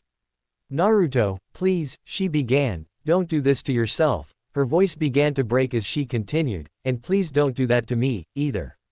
Naruto just sat there, staring wide-eyed at the woman who was breaking through his emotional defenses. He turned his head away while averting his gaze from hers. Tsubaki, however, brought the hand that was on his cheek to his chin and gently turned his gaze back to her own. Seeing that she had his full attention again, she smiled softly through her tears, brought her hand back up to his cheek, and gently addressed him, "It's all right." Naruto seemed to wrestle with what to do. He wasn't sure how to respond to this woman that could worm her way through his barriers in a way nobody else had ever been able to do. As his eyes flitted this way and that, Tsubaki leaned in and kissed Naruto on his other cheek, bringing his attention back to her and stopping his panicked fidgeting. After lingering there for a few seconds, she pulled back and stared into his eyes again. Smiling just as softly, her eyes flowing with even more tears than before, she told him once more, this time a little more urgently, "It's all right." Feeling his barriers begin to break even further, and panic begin to arise anew, Naruto closed his eyes and forcibly wrenched his gaze and his head away from her. Tsubaki, however, would have none of that. She let go of his hand and brought both hands up to his cheeks. Cupping his face in her hands, she gently yet forcibly brought his face back around to meet hers as she threw herself forward while pulling him towards her, smashing her lips into his own. Naruto froze, his eyes as wide as dinner plates. Somewhere in the back of his mind, he noted that he had allowed the popsicle to drop from his hand. He gasped as he felt the woman's tongue snake into his mouth. As Naruto's own tongue instinctively danced with hers, he could feel one of her hands making its way to the back of his head with a looser grip on him. Tsubaki's sobs could be heard through her kiss, and somehow Naruto knew what she was trying to tell him. This kiss was not only a show of affection and an attempt at comfort, but a plea to let her in, into his heart, into his thoughts, and at least right now, into his life. Tsubaki finally pulled away slowly, tears still streaming down her face. Naruto just looked on, stunned, confused, yet still shedding silent tears. Tsubaki started gently stroking his face with the hand that was still on his cheek. "It's all right, Naruto, it's all right," she said once more, this time her tone a pleading one. Naruto understood her words, now. She wanted him to know that he was safe with her. It was all right for him to let his walls down and be who he really was, to express and let out what he really felt. It was all right for him to grieve the way he needed to grieve, and to allow this woman to support and comfort him through it. So many things went through Naruto's mind at that point. Why was this beautiful, precious creature going so far out of her way to help him? What about him made her think he was worth her while? What was it about her that she seemed to know him well enough to get to his fragile, wounded heart? The answer came as quickly as the questions did, she knew because she could relate. He wasn't sure about the recognition she always seemed to show him before, but right now, he knew where she could relate to him. She'd lost her daughter, the closest person to her as well. Right now, she knew exactly how he felt. She also knew exactly what he needed to be able to do to work his way through this, as well. Unable to hold back the torrent of feelings any longer, he began to break down and lean into her, sobs forcing themselves up from his throat. She brought him into a warm, tight, comforting embrace, kissing the side of his face that was next to hers while doing so and sobbing with him. "It's all right," she whispered to him softly as he began to bawl and wail, wrapping his own arms around her and clinging to her as though his life depended on it. She never imagined she would hear such heart-wrenching cries from this man.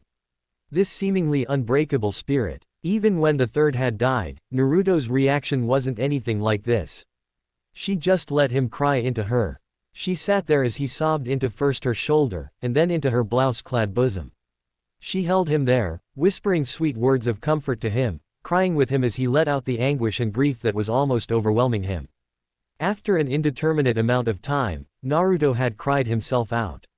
He got up off the woman, noting where he was. He looked at her slowly, seeing her own tear-stained, puffy face and laughing sheepishly. Sorry. Naruto, it's all right, she interrupted gently, her own tears not having stopped yet. Naruto, not knowing what to make of her expression, tried to excuse himself. "Well, I appreciate what you just did for me. I guess I should be getting home now." "No," Tsubaki said forcefully, grabbing his hand before he could leave. "Naruto, I'm not leaving you alone, tonight." Naruto frowned in confusion at her. "Come with me," Tsubaki gently ordered, standing up and leading him by the hand. Too tired to argue, Naruto allowed himself to be pulled along by Tsubaki. After pulling him into the streets, Tsubaki pulled him into another quick hug and used Shunshin to teleport back to her apartment. When they reappeared, Naruto took a few seconds to get his bearings and acquaint himself to his location. He could see the Hokage Tower close by, off to the right of what he guessed was Tsubaki's apartment building, letting him know where he was. Tsubaki quickly unlocked her apartment and led Naruto inside. After seeing her close and lock her front door, Naruto voiced his confusion. "Tsubaki, not that I mind, but, why have you brought me here? Because you don't need to be by yourself right now, please, just take the word of someone who knows," she pleaded with him softly yet urgently. She then went through what Naruto guessed was her routine for when she arrived home after a hard day at work, removing her sandals, checking for messages delivered while she was out, and various other mundane tasks. "Make yourself at home, okay? I'll be done in a few minutes," she offered. Naruto sighed and nodded, seating himself down on one of her couches in her living room. Not knowing what to do or say, he settled for leaning his head back against the back of the couch, closing his eyes. His mind's eye flooded his thoughts with images of Jiraiya, times they'd laughed together, special moments they'd experienced during their training trip, times when they both had to flee for their lives from righteously angry women that the pervert had peeked on, as all the while Jiraiya shouted that he regretted nothing. Naruto's memories seemed to fixate on the times when Jiraiya had bought and shared double-stick popsicles with him. Tears once again came unbidden to Naruto's eyes as a few sobs escaped his throat once more. After a few moments of this, a soft hand to his face caused him to open his eyes once more. His gaze fell upon Tsubaki, who had come over to him once she'd heard his sobs again. While no longer in tears the way he was, her eyes were still filled with a knowing pain for him. She took both of his hands in hers and pulled. Naruto stood up and allowed him to lead her through her apartment through a hallway and into a door. When Naruto saw a queen-sized bed, his eyes went wide as he turned his gaze to her. She gently turned him around so that he was now walking backwards, and instead of pulling him, she was now gently pushing him into her bedroom, closing the door behind her. "Tsubaki," Naruto began, only to be interrupted by her raising a finger to his lips, followed by a gentle kiss. That kiss was followed by several more, and within a few moments, Tsubaki was working Naruto's shirt off of his body. "Is this a good idea?" Naruto barely whispered out, unable to process how he should react, tears still flowing from his eyes in the grief that his memories of Jiraiya brought on. "Not important right now," Tsubaki answered as she proceeded kissing him once more while lifting his shirt off of him. It wasn't long before both of them were in nothing but their undergarments. Naruto was still shedding tears, while Tsubaki was running her hands all over Naruto's exposed upper body. Her kisses, while still gentle, had turned from chaste to passionate as she began using her tongue to play with his own once more. "Just let go, Naruto, I've invited you into my home," she spoke between kisses as she gently pushed Naruto onto her bed. "I've invited you into my bed. Please, let me comfort you tonight."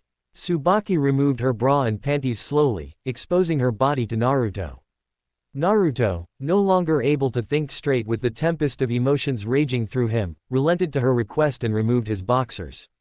Despite both of them being completely exposed before each other, they hadn't broken eye contact. Tender, caring chocolate brown eyes stared into dazzling electric blue pools. Tsubaki got into the bed on her knees, and slowly moved to straddle the blonde as he sat with his back against the headboard. Tsubaki's hands continued exploring his body as she looked deep into his eyes and continued kissing him lovingly. Naruto began to kiss her in turn. After a few moments, he pulled back and drank in her beautiful form, his hands apprehensively reaching out to touch her.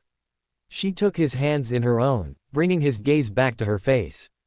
The warmth and acceptance that he saw in her sparkling brown pools caused his apprehension to melt away. She brought his hands to her thighs and began to guide them across her skin, up her legs, over her hips and rear, and upwards, around her back, over her sides and towards her front, bringing them to stop on her supple. She leaned in and began to kiss him again. After a few moments, she opened her eyes to look at him once more, and seeing his nervousness, she asked softly, "Are you all right?" I don't know," he admitted honestly. "Naruto," she brought a hand up to his face and began to stroke his cheek again, "this is all for you. We don't have to do anything that you're uncomfortable with, okay? I know that this must be confusing, but I want you to understand, this is an act of comfort and love, okay? You're not obligated to do this now, and I'm not going to hold you to anything in the future as a result of what does or doesn't happen here tonight. Do you understand? Naruto's breathing and pulse began to quicken as he saw the love and sincerity that her eyes presented to him. He nodded in response to her question as he slowly leaned up towards her face and kissed her just as gently and as passionately as she had done to him. After a few minutes, he leaned back and continued looking into her eyes, his hands never having left her the entire time. Are you all right with this? Are you willing to trust me? Tsubaki asked gently. Naruto smiled as warmly as he could and nodded slowly. Tsubaki thought it best to keep things simple tonight, given Naruto's evident lack of experience with sexual intimacy and the turbulent instability of the emotional roller coaster that the next few days were sure to be for him. Without saying another word, she got off him and rolled over to the nightstand on her side of the bed. Opening the drawer, she pulled out a bottle that Naruto saw was labeled as sexual lubricant before closing it. Opening the bottle and putting some of the slick, oily fluid into her right hand, she reached down to his hard shaft and began to apply it slowly and gently, rubbing her hand and fingers up and down, making sure she covered it all. His twitches at the contact of her warm, soft hand were not lost on Tsubaki, and neither were the involuntary moans that escaped him every few seconds. She smiled as she thought about how good this would feel for him. Once she saw that his manhood was sufficiently lubricated to provide comfortable entry into her canal, she straddled the blonde youth once more, lining his tip to her entrance. Scooting forward slightly, she kissed him once more as she gently lowered herself onto him, bringing gasps from both of them as they became one. Tsubaki leaned into Naruto, wrapping her arms around him, one around his back, the other around his neck, holding his head to her shoulder. Naruto's hands came forward and snaked their way around her back, holding her to him while gently caressing the velvety flesh of the brunette's back, occasionally strumming his fingers through her silky honey-colored locks. She started kissing him once more as she began to slowly move up and down upon his shaft. Not a word was said between the two. The only sounds that came forth from them were gasps and moans that were soft and sensual, their coupling a slow, sensual, intimate dance instead of a fast romp. Tears began to come forth from Naruto's eyes yet again. This time, he wasn't sure why. Tsubaki seemed to understand as she smiled at him, bring the hand around his head towards his face, kissing him as she continued her slow steady rise and fall, moving every so often to kiss the tears off of his face.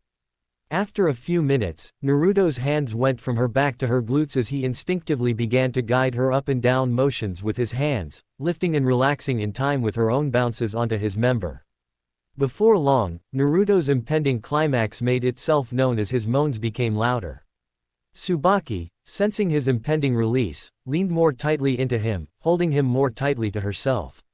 Naruto yelled in a groan from the back of his throat as he ejaculated into Tsubaki's womb, the feel of Naruto's seed filling her, triggering her own climax as she yelled out in release, soaking Naruto's groin with her own juices. Lemon end. Both of them took a few moments to recover, spent from the act they had just engaged in. They held each other tightly for a few minutes as they came back down, Tsubaki kissing him softly all the while, before she slowly separated herself from Naruto. She got out of the bed and pulled him out as well before moving to get the covers stained with their fluids off of the bed. She took the sopping linens and blankets and placed them into a hamper before retrieving fresh bedding from her closet and redressing the bed. After the bed was remade, she pulled back the covers and got under them, gently taking Naruto's hand and pulling him into the bed with her. "Are you all right, honey?" she asked once he was situated, stroking his face and hair once more, giving him a gentle, loving smile. "Yeah, I am. I think I'm okay, at least for now," he responded, smiling back, though a few tears still continued to flow down his face. "Let's just go to sleep for now. It's been a long day, and we can talk more in the morning," Tsubaki suggested. Naruto nodded, and reached around to the lamp on the nightstand at his side of the bed, turning it off and laying down on his back. Tsubaki leaned into his side, draping her leg over his own and laying her head and hand on his chest. "Good night, sweetheart," she whispered softly, kissing his chest.